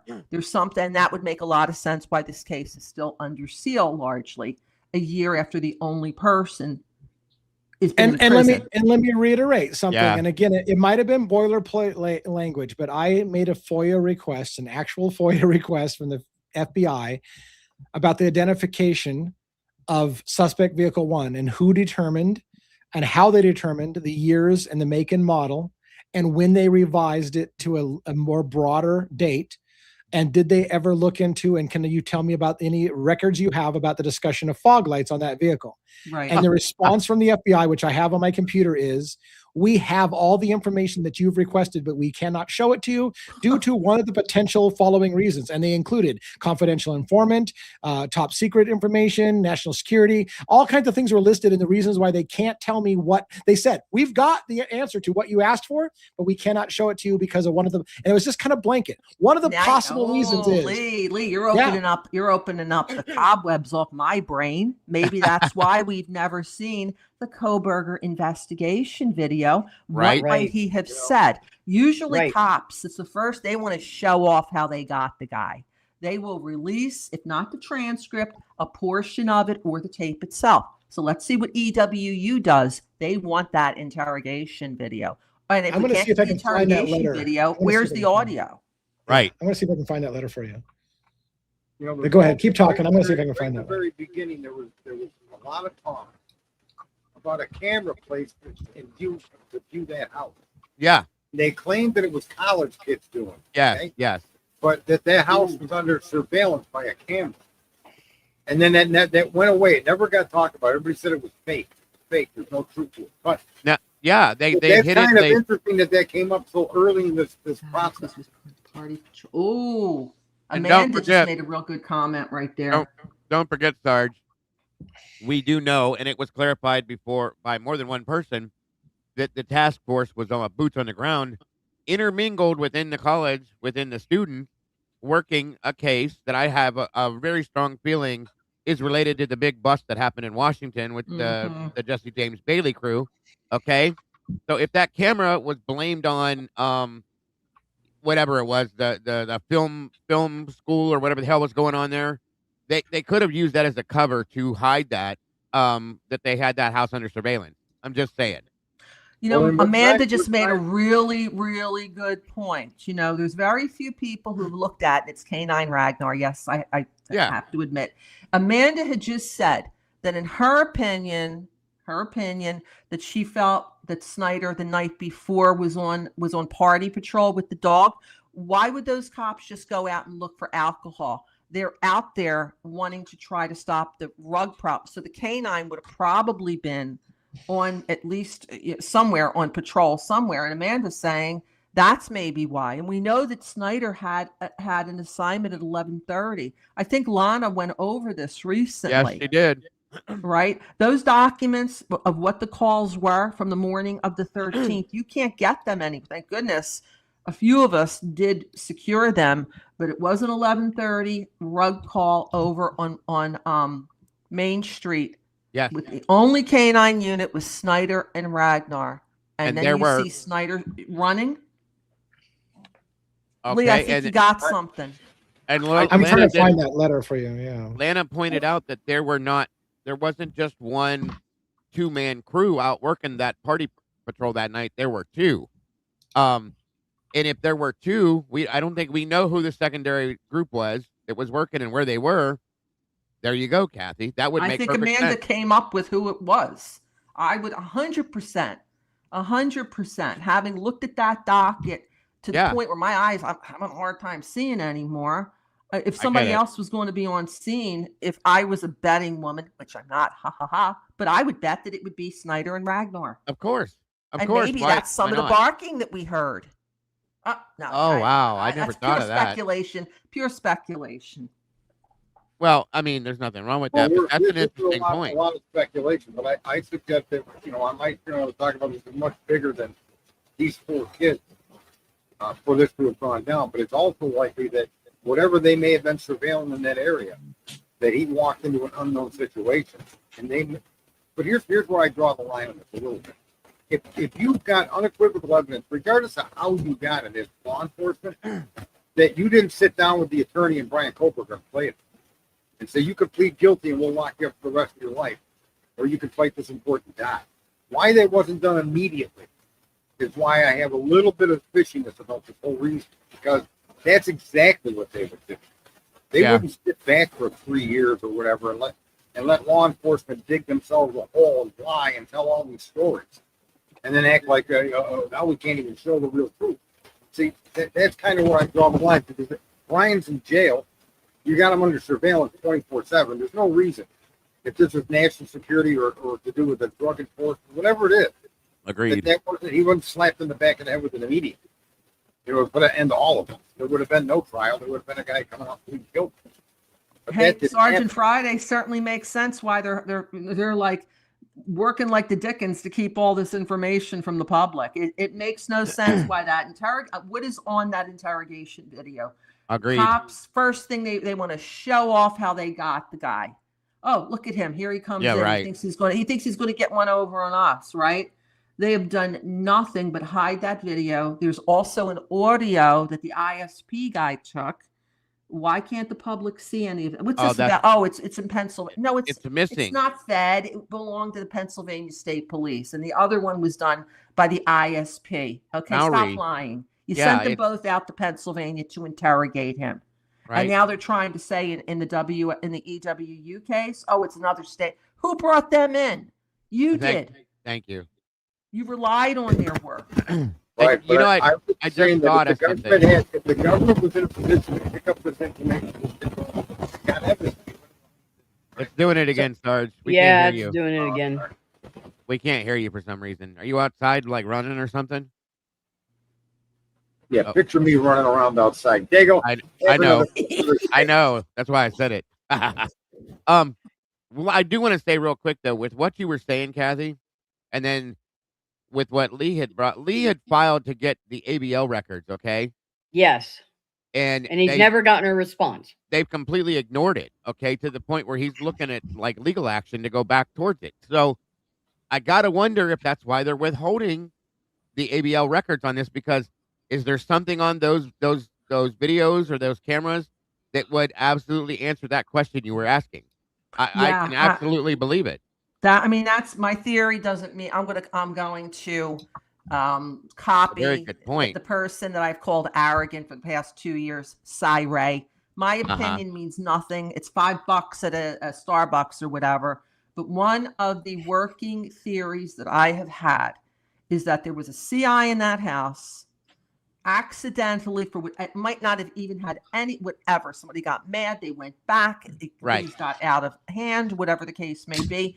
Makes a heck of a lot of sense why the interrogation video you can't get, why Lee can't get what he's looking for with FOIA, why Hitler won't unseal the case, why Moscow is working like heck to keep those documents from EWU. Yeah. To the point where the chief of police is saying, we almost immediately cleared all of the inner circle people. But yet you got the ISP having Jack D as suspect number one from the end of November, beginning of December, all the way through June.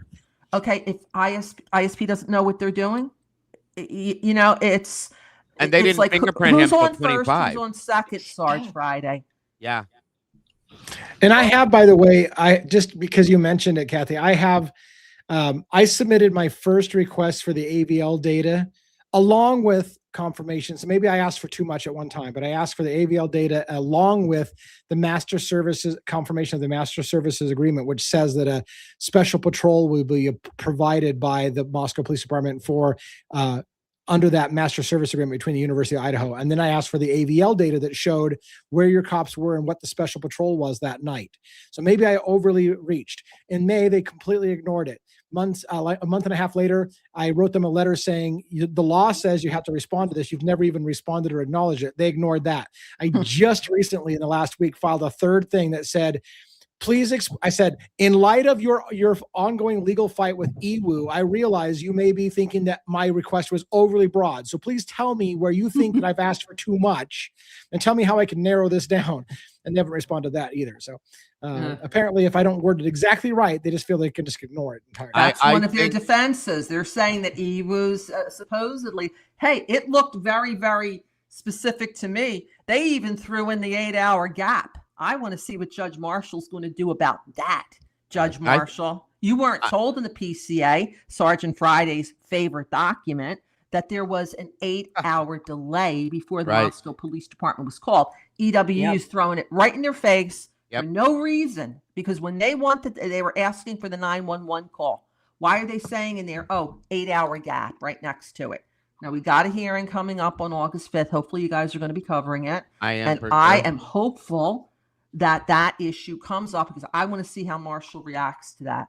Agreed. And I think, I'll be honest, guys, uh, my ears went on end when I heard that Lee filed for that AVL stuff. I think there's really important information within those AVL documents, or yeah, whatever it is, the video.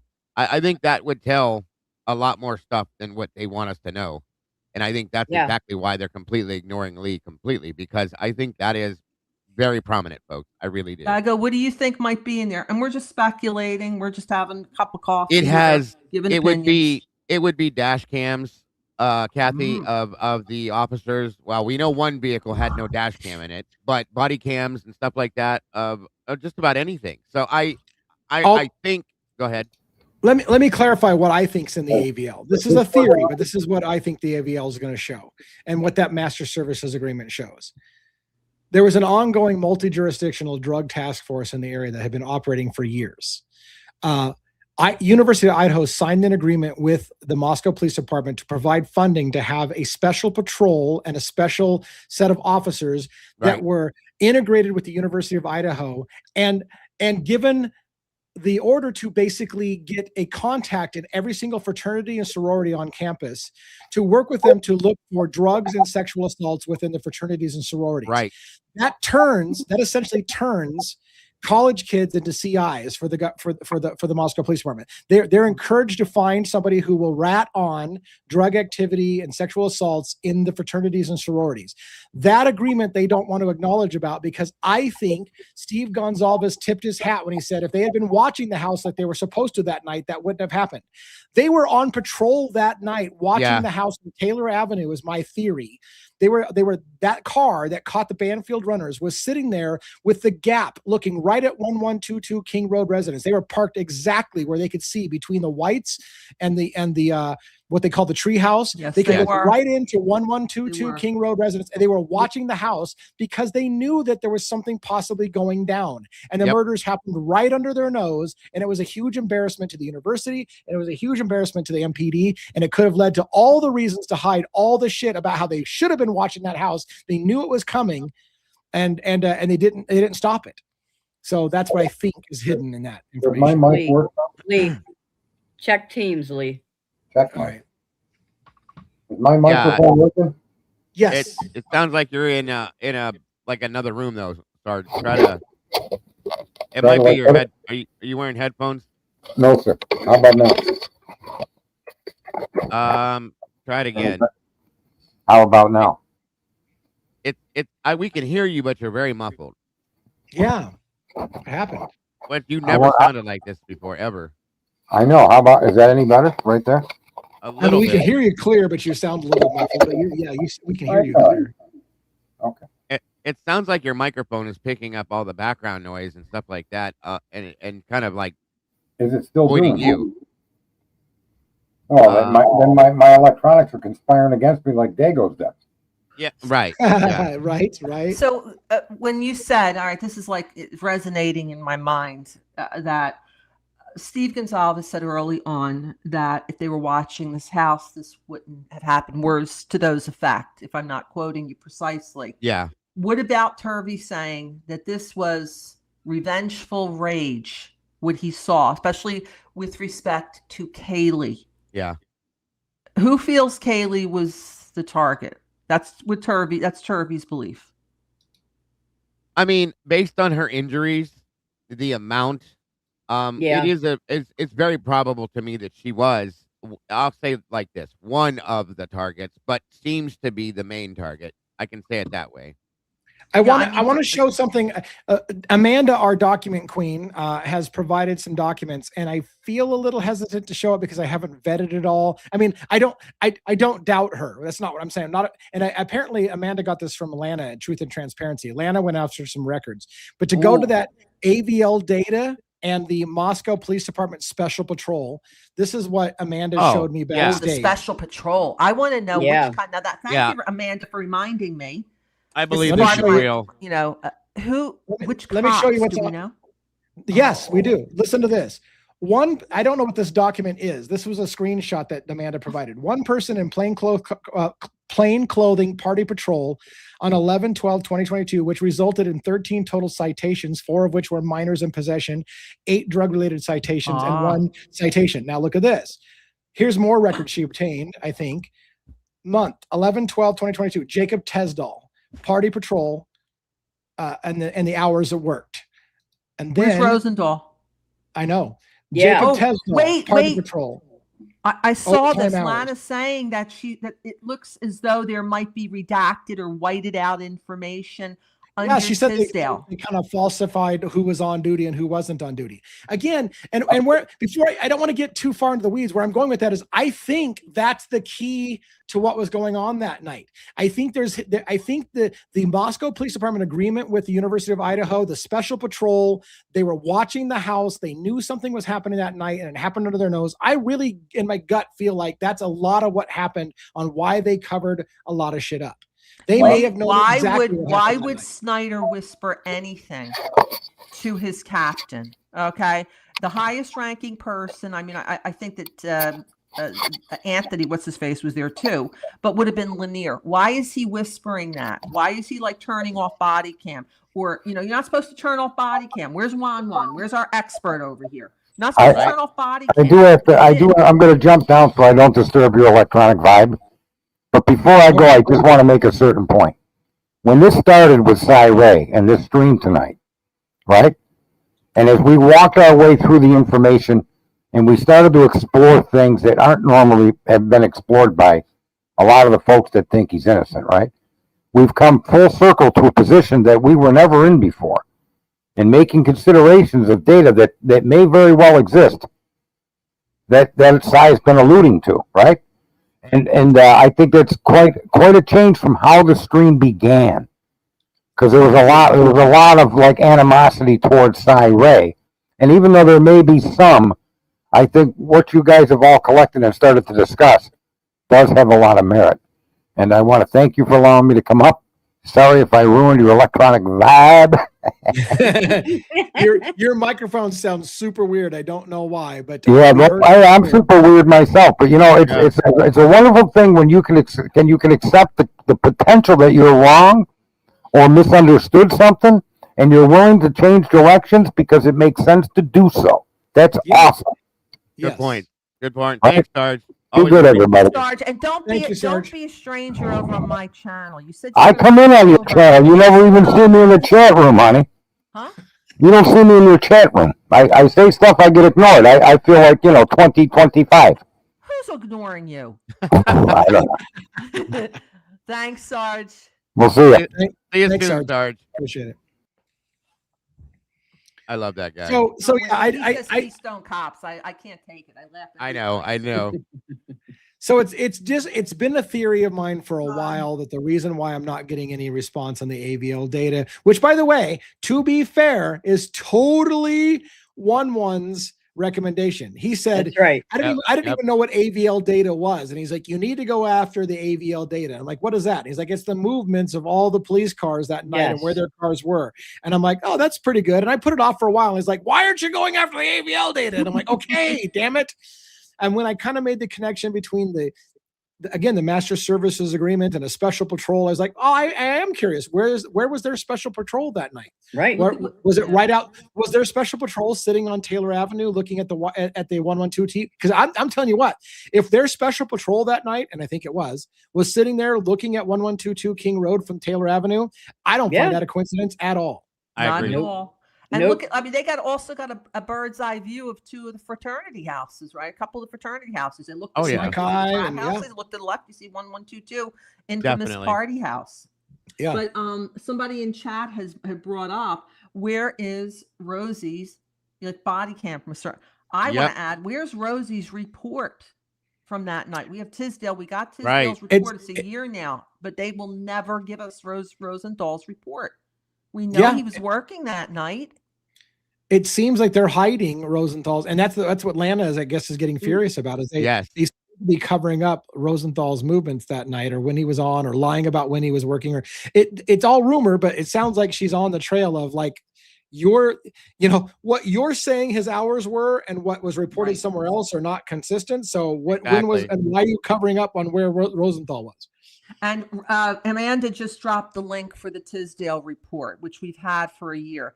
And Tisdale was supposedly the driver of the vehicle. And he said that they pulled in front of, they're putting themselves right in front of 1122, Lee, in the Tisdale report. And he's saying, oh, I really couldn't look at the girls who were in front of the house because I'm driving. I'm looking for alcohol. I'm like, Yeah, well, where's your looking buddy for- who's riding Yeah. shotgun with you? He's got plenty Yes. of time to be looking over. Where's his Right. report? Yes, yes, yes, and yes. If you listen to Molly and believe her, and it is Tisdale that she saw that night, where was Rosenthal at? Why was he not in the car? Yeah. Good question. And why is he being sent to go meet with Jack D to retrieve the dog, and he doesn't even have his body cam on? Right. This is the significant other of the young lady who was brutalized more than anyone else times 5 years. And he's not going to have his body cam on in case he says something incriminating. That is a good point. You Very didn't see good point. Rosenthal around the property. I didn't see in any of the body cams. And there's a crazy, this is not a, this, should I say this? Friday Night Fucker, I need to be careful. Yes, please, Lee. We're all friends here. There's a rumor out there that the size fucking 14 or whatever shoe print that they found heading towards Jack DeCour's place on that side of the property that they kind of photographed and said that happens to be approximately the same size shoe as Rosenthal. Ooh. That he has big shoe size. That's what I've been told. Now I haven't And- verified. All right, now if we're gonna let loose everybody, what about how about the infamous Gooch comment to DM saying, "Oh well, we wear."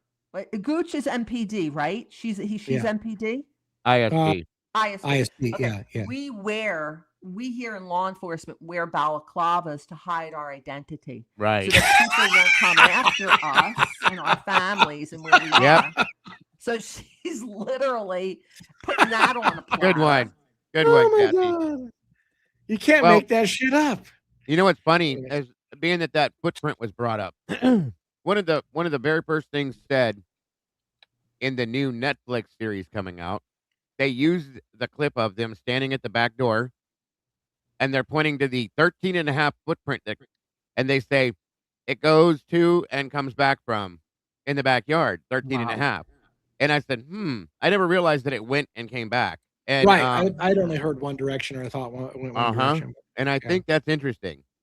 Yeah. Very interesting. So Was that one of the footprints that Lanier stepped over when he went outside? Smith looked. I don't think so. Cry. Lanier stepped on footprints going towards the back parking lot. This would be off to the side of the house, I think, going towards. Okay, so there's something else. There's another. Yeah, I think and so. you're saying here, Dago, that they're talking about it coming and going yes, ma'am. in the direction of Away from the possibly back of the house. JD Yeah. Basically. Why was he suspect one? I don't know. Well, because he's an ex-boyfriend. And And you so- know what's funny? What I was gonna say though, with that footprint, the way it's going, that would be the direction you would go if you're trying to avoid a camera. Okay. Yes. Right. You can go along the side of 1118 and be off camera from 1112, where all the camera catches all. You could walk, but again, Hippler made it very clear.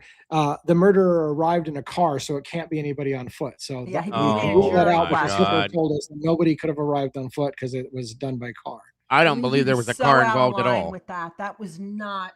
That was a disputed material fact. That a classic jury question right there. Did the suspect or suspects arrive by car? Did they roller skate? Were they inside the house? Did they crawl? Did they run? Did they walk? That's a jury question. Is suspect vehicle one Mr. Koberger's car or not? That's a jury question. First thing when he came out, and then I want to know if in the alternative perp, because that is completely under seal, or most of it is, was JD raised? And did they use the ISP documents to say, look, he's suspect one? And that was just unsealed by Hippler this past week.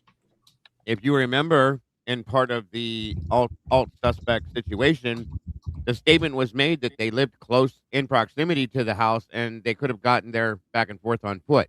So I would guess that he could have been raised, Kathy, is at least one of them. You know what I mean? Yeah, it's hard to read that. I mean, even like It is. then they have the hearing, as so many hearings under seal in the super secret case. That's what gets me. It's why was this case like Fort Knox? Oh, I It's know. like this is an inquest into the JFK It is. or something like that. All the people think that- redactions reminds me of JFK. It's crazy. I hate to say this, but unalivings happen every week in this country, and sometimes they're mass. They're not sealed like this case was, Right. not by a long shot, and they're certainly not sealed for a year later. So, Lee, going back to your theory, which I think is one of my theories as well, I think it answers a lot of questions. At the Yeah, very and least, it's just a questions. theory.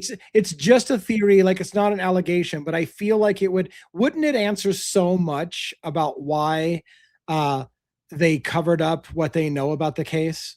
If they were supposed to watch the house, if there was a CI that was working with the police, if the house got hit because somebody was ratting on a drug trade or something like that, and the house got hit because they were working with cops, how embarrassing would it be for them to have to admit to families that we got your kids killed because we employed your kids as confidential informants and that got them killed?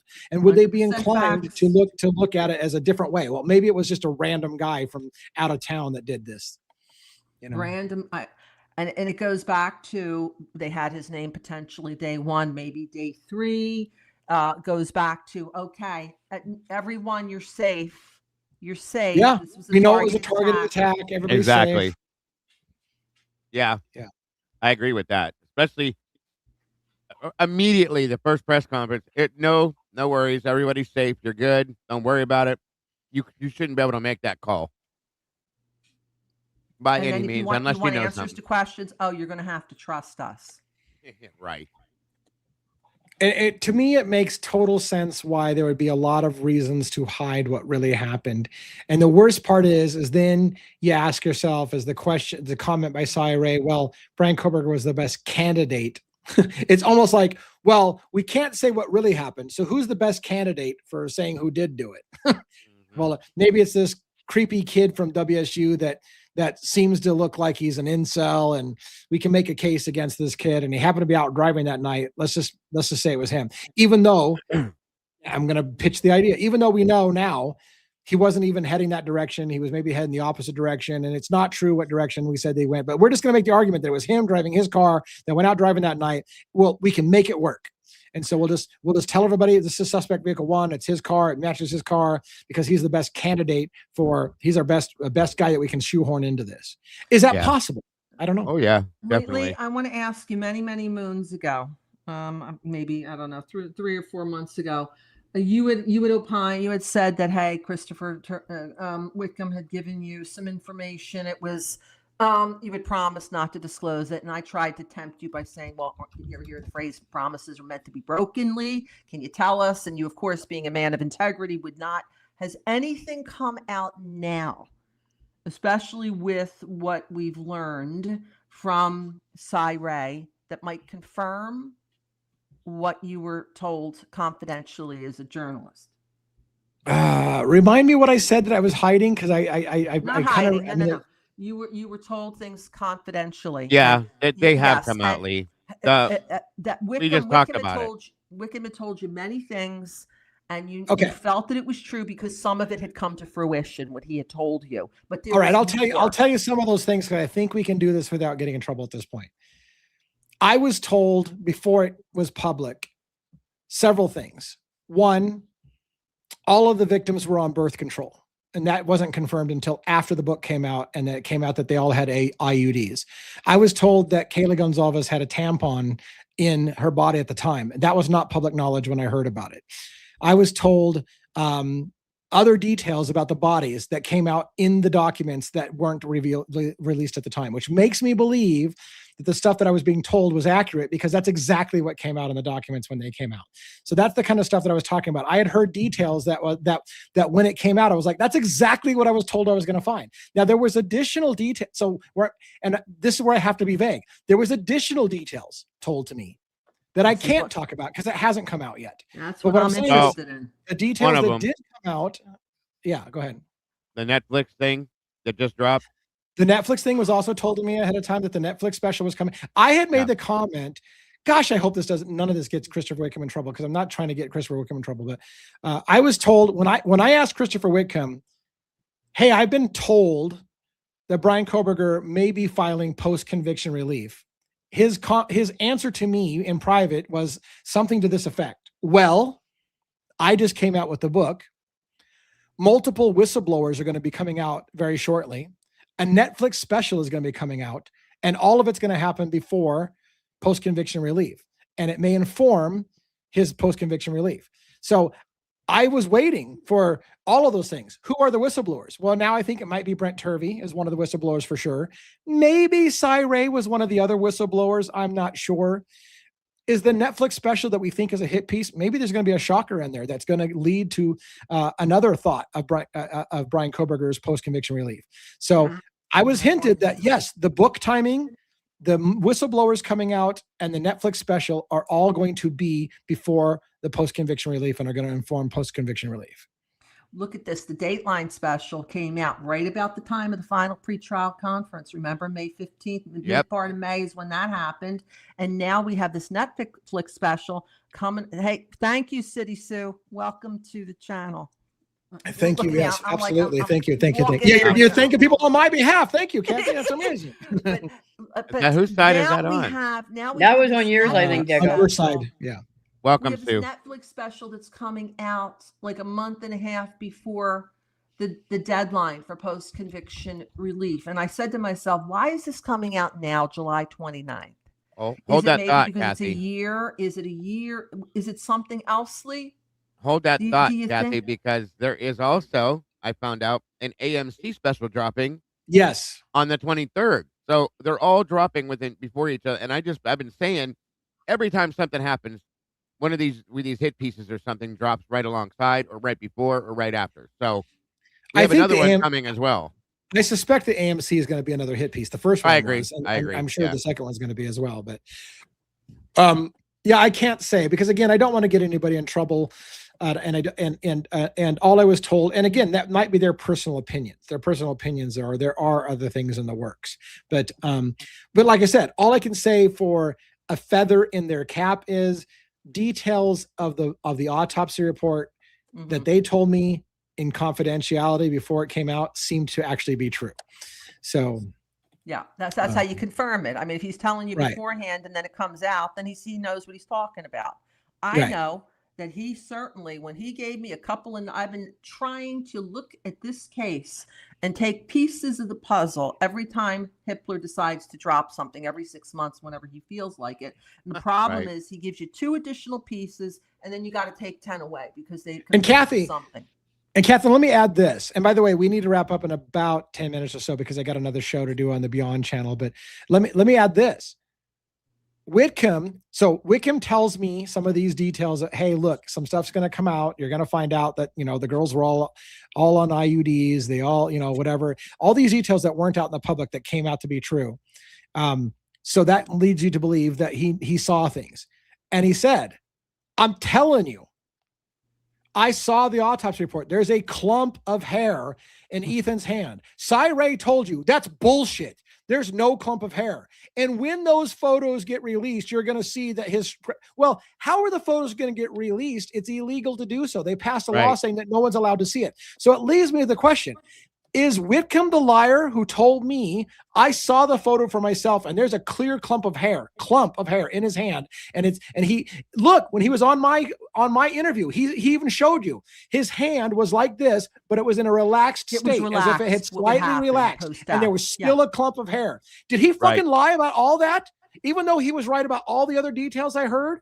But he lied about that, and Brent and Dr. Turvey lied about that, and Cy Ray is the one who's telling the truth when he said it's one hair. There's no fucking hair in his hand. Hey, Lee, I want to point out something that could possibly decide who's the liar. Okay, is it the 2 or is it the 1 over here? There's a picture that ISP released. I don't know if it was an accident, but that's when we got all of the crime scene photos and we saw the floor, we saw the red DNA that Marshall said we weren't supposed to see. Hey, this is ISP. It's not MPD. They're doing their own thing. It was down for a short period of time. Then it was pulled. There is a clump of hair on the ground. I'm by looking the for it right wall. now. I would like to show that before we close tonight. I'll show. Oh, yeah. I'll Yeah, show it it's again if I by can the find it. wall. I'm not imagining this. No, it's there. It's So there, plain is as that- plain as day. let's see if it's 6 inches long, because that's Oh, yeah, what I it think. is. That's what But- Christopher Wickham said. It was Yeah, 6 inches I believe long it is, yesterday in his Kathy. interview. I believe it is. Let me see if I can find it. If can you guys all help me look? It was in that big 1,000 something page dump that ISP did. So let me see if I can find it real quick. Yeah, Sophie's confirming it's a clump of hair. It is a Oh clump of yeah, hair. I want to show it. I want Yeah. to show it to people because I want to show it along with the bed frame that has the clump. The bed frame has hair all over it, and again, Ray told you there's one hair.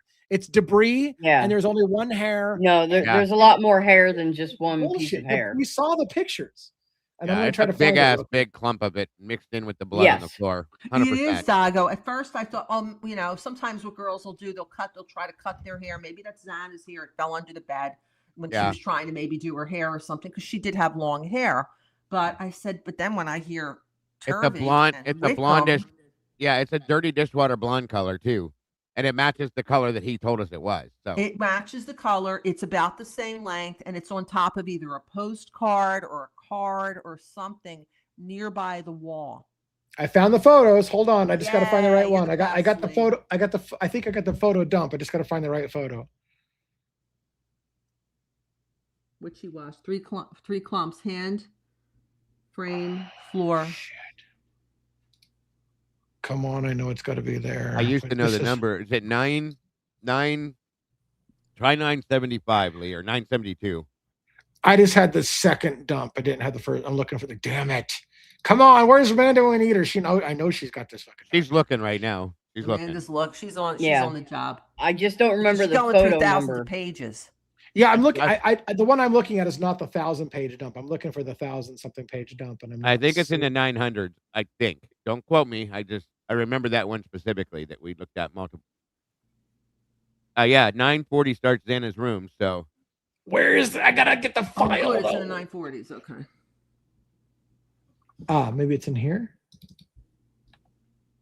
Yeah, they're saying in it's chat this one. 940 starts Santa's room late. That helps. I need the file. I'm trying to find the file so I can show it. I'm looking Oh, too. Don't worry. Robin, while the men are looking, I want to ask you a question. What do you think Brent Turvey said to Detective Brett Payne in the city room when he saw that clump of hair glued to the side of the bed? Because Payne is who let him in. Would you have liked to have been a fly on the wall? I would have said, Oh, I yeah. see this in the Oh, affidavit. Like, yeah. the affidavit of probable And- cause. I didn't see that here, Detective Payne. What do you Agreed. think? Robin? There's so much that was brushed aside or hidden or just why should we Oh. bother collecting that even though it's a crime scene? Why collect that? Why test this? We already know what happened. I might have found it. Hold on. If you find it right before I find it, I'm just gonna quit. No, I'm keep just looking because keep looking just because I got kidding. like 5 files to look through, but I think I found the big files that have all. I the- got you. I'm just teasing. Come on. Oh give me the yeah, link. this might be it. Hold on, I'm so excited. It might be it. Turvey, But yeah, we just Kathy, wanna- freaked out. Oh Just no, Sure he this is did. the one with all the knife sheath and shit. It's not the one I'm looking for. This is not the droid I'm looking for. That was funny. That's not the droid. I remember that. Damn it, man! What? See, I got to get better at my file documentation because I get called It's- on the carpet and then I got to show it real quick. It's just amazing to me how we have this battle of the experts going on. Yeah. definitely. Oh look, Definite. Amanda Yeah, sent it. Oh, here we I- go. She get it? I Yeah. knew she would. She's got one of the She's got one of the photos. It's not the one with the clump of hair that I wanted to show. What number is it? She just sent me an individual photo. Oh, okay. 1047 of 2007, 2790. So the batch she sent a picture of was 1047 of 2790 photos. And it's not the one I was looking for. These are not the droids I'm looking for. Hold on. Oh shit! No, I'm in the wrong. How did I get into this one now? We have too Damn many it. documents, you guys. Amanda, Too many Amanda, you documents. got the right document. Now find the photo. I swear it's in the 900s, Amanda. Amanda's gonna find it. That's a brutal photo, by the way. Oh, hold on. I've got the dump. Fine. Hold on. I Found got it. the I got the Told you right she's gonna file. be I Got got the the right dump. That file. doesn't sound good. I got the right file. Now we got to find the right image. 900 and something you thought it was at? I think so. 940 something or 970 something. Stand by. Try 972. Okay. Well, 972 ain't it, but the 900 and somethings are Xana and Ethan's room for sure. Stand by. Stay on target. I'm not even close yet, so I at least got the file, so we're getting way closer. I'm still folding. Okay, floating Happy through the Hounds drive. is saying A.R. Hayes to the guys he knows in the same cell block with BK has mentioned that BK has been leading the cell to interact with attorneys. He's being an advocate there over in J Block. Yeah. I don't doubt it. He knows about Yeah, a lot that's of not surprising. criminology. Luther said 1040, Lee. Yes. Okay. Hold on. 1040. I'm at 1033, so I'm almost there. 1040. Oh, That would be a 1040. good way for him to win friends and influence people. You know, all those prisoners are working Right. on their post-conviction relief appeals and stuff. 1040 ain't They on the can one help that him. I'm looking at. Damn it. Oh, hold on. Thank Luther. All right, we're gonna have to look together. Warning, I'm still everyone. looking. The following photos are going to be graphic in nature. These are crime scene photos that were released to the public. I'm going to go ahead and put it Luther, on if you screen. have it. All right, so Oh, here's wait. the bed frame, right? It's close to this one. Here we go. Yep. So right here, this is probably where the hair clump is at that they've got redacted. They No, pulled the it's, bed frame. Hold on. There's another one where they show it. Yeah, there's another one where they show it. There is. I know. I've seen the clump, the full clump of hair. Damn it! Come on, guys. Why can't we find it? Amanda said she sent 1047. 1047. Okay, hold on. I still can't believe ISP released all this. Oh, there's the one on the bed 1047. frame. Yeah, but it's not from the angle that I remember seeing.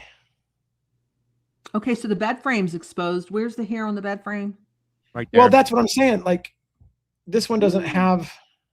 Oh my God. Hold that's on. Oh, where'd it horrible. go? Where's it at?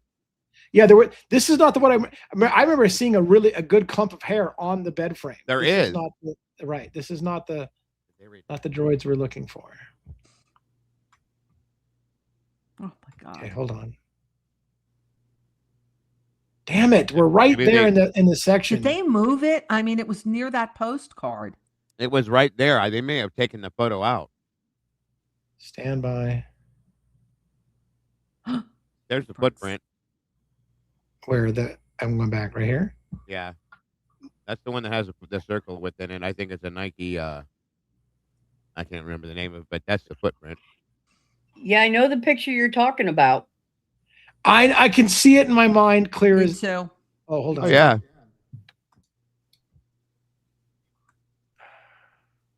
Right there. See this? You see that? That's part of it. Yes. That's part of it. Yeah. That's part of it. And then when they And then move there's the more on the bed frame ground. away from the wall, there's a whole big huge clump of hair on the floor as well. That's part Yep. of it right there. So let's see if we Yes. can find the rest. Yes, sir. It should be right there. And that would be where his hand would have been, probably. Yes, ma'am. Right. So here's where his hand was holding the hair. Mm. Damn it. That's when Turby said his hand slid down between the wall and the bed, and some of it fell out of his hand, Yeah. and the rest of it got glued to his hand by the blood coagulating. The one on the floor, you can see very clearly it didn't have as much of that red DNA Right. on it. Right.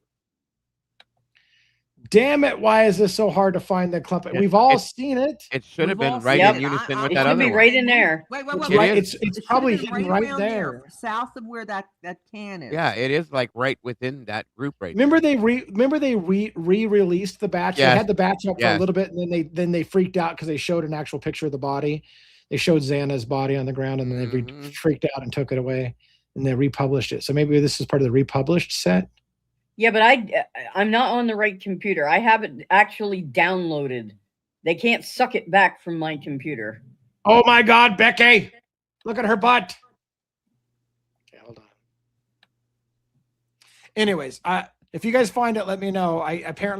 I'm fishing all over the frame. But hopefully some of you saw the clump of hair, not one hair strand, not debris, a clump of brownish blonde hair, not Xana's dark black hair. Like he said, well, Ethan had one strand of Xana's hair in his hand. Bullshit. Xana's hair, not sandy blonde like the clump of hair stuck to the bed frame. Isn't that? I'm thinking. Isn't that what Molly, when she said the peekaboo person up on the 3rd floor Was a dark haired person, a brunette, blonde or something like that? I thought she said it was a brunette. She saw up at the window. Something with long hair, right? Yes. Okay. A lot of people keep saying they think a female was involved in this. A lot of people. Well, anyways, I'm sorry that I couldn't find it. I've teased the shit out of it, and the crime scene photos I know are disturbing. Good thing we saved it for late. You had to be here late, but look, shit, we got a shit ton of people here late, so a lot of people did get to see it. So, someone said they saw it on the floor too. I didn't see it on the floor. Did you get the photo number when I was scrolling through? Did you see? Because I didn't see it. There should be a very, very distinct clump on the floor. You can't miss there it. is, without a doubt. Yeah, there is. this one pic. Yeah, I can't find it in my. And it was brown. It wasn't Xana's hair. It's not Coburg. Coburg doesn't have that color hair either. No. So why did somebody just flat out laugh at everybody about the idea that there was hair ripped out of somebody's head? That's a fucking lie. It's in the photos. It's in the photos that have been released. Oh shit. I'm gonna have to drop out of here, Lee. I just had something happen here, but thank you very much. Good to have you, or good to be here with you guys tonight. Kathy, it was wonderful to have you join us, and I will talk to you guys soon. Thanks, Doug. Have a great evening. I'm going to jump off too, guys. Thank you so much. Yeah, thank you. Thank you very much for coming in. And appreciate it. It's a good time to wrap up for us as well, because we have an after show to do. Yeah, thank you. Bye. All right. So, Robin and I think Robin's going to be there as well. Robin and I will be on our alternate channel, The Devil's Advocates Beyond. It's a completely different thing. So don't expect to see more crime scene photos or talk about Cyray. We won't talk about that on the other site, but we will talk about crazy paranormal shit and stuff like that might tangentially, I pronounced that right, even on a Friday fuckery, tangentially be connected, but not really about Idaho 4 per se. So if you want to join us, check us out on The Devil's Advocates Beyond. Thank you for joining us on your Friday night and sharing your time with us, even though there's other streamers covering this. We appreciate it very much. Robin, thank you for co-hosting with me tonight. Amanda, thank you as well for helping us dig up documents on the fly like you always do. Essie, thanks for moderating. All of you people who are out there helping, thank you so much for everything you do for the channel. Let's keep fighting the good fight and just asking good questions, not making accusations, not victim shaming. We're just asking questions. Please be consistent with your freaking statements. Don't change your mind and say you're going to testify at one point that Brian Koberger was going south and west towards Wawawe and then say he went north instead. Where the hell did that change happen? Those kind of things bother us and keeps us up, myself at least, late at night. All right. Take it easy, everybody. Have a great night. Good night.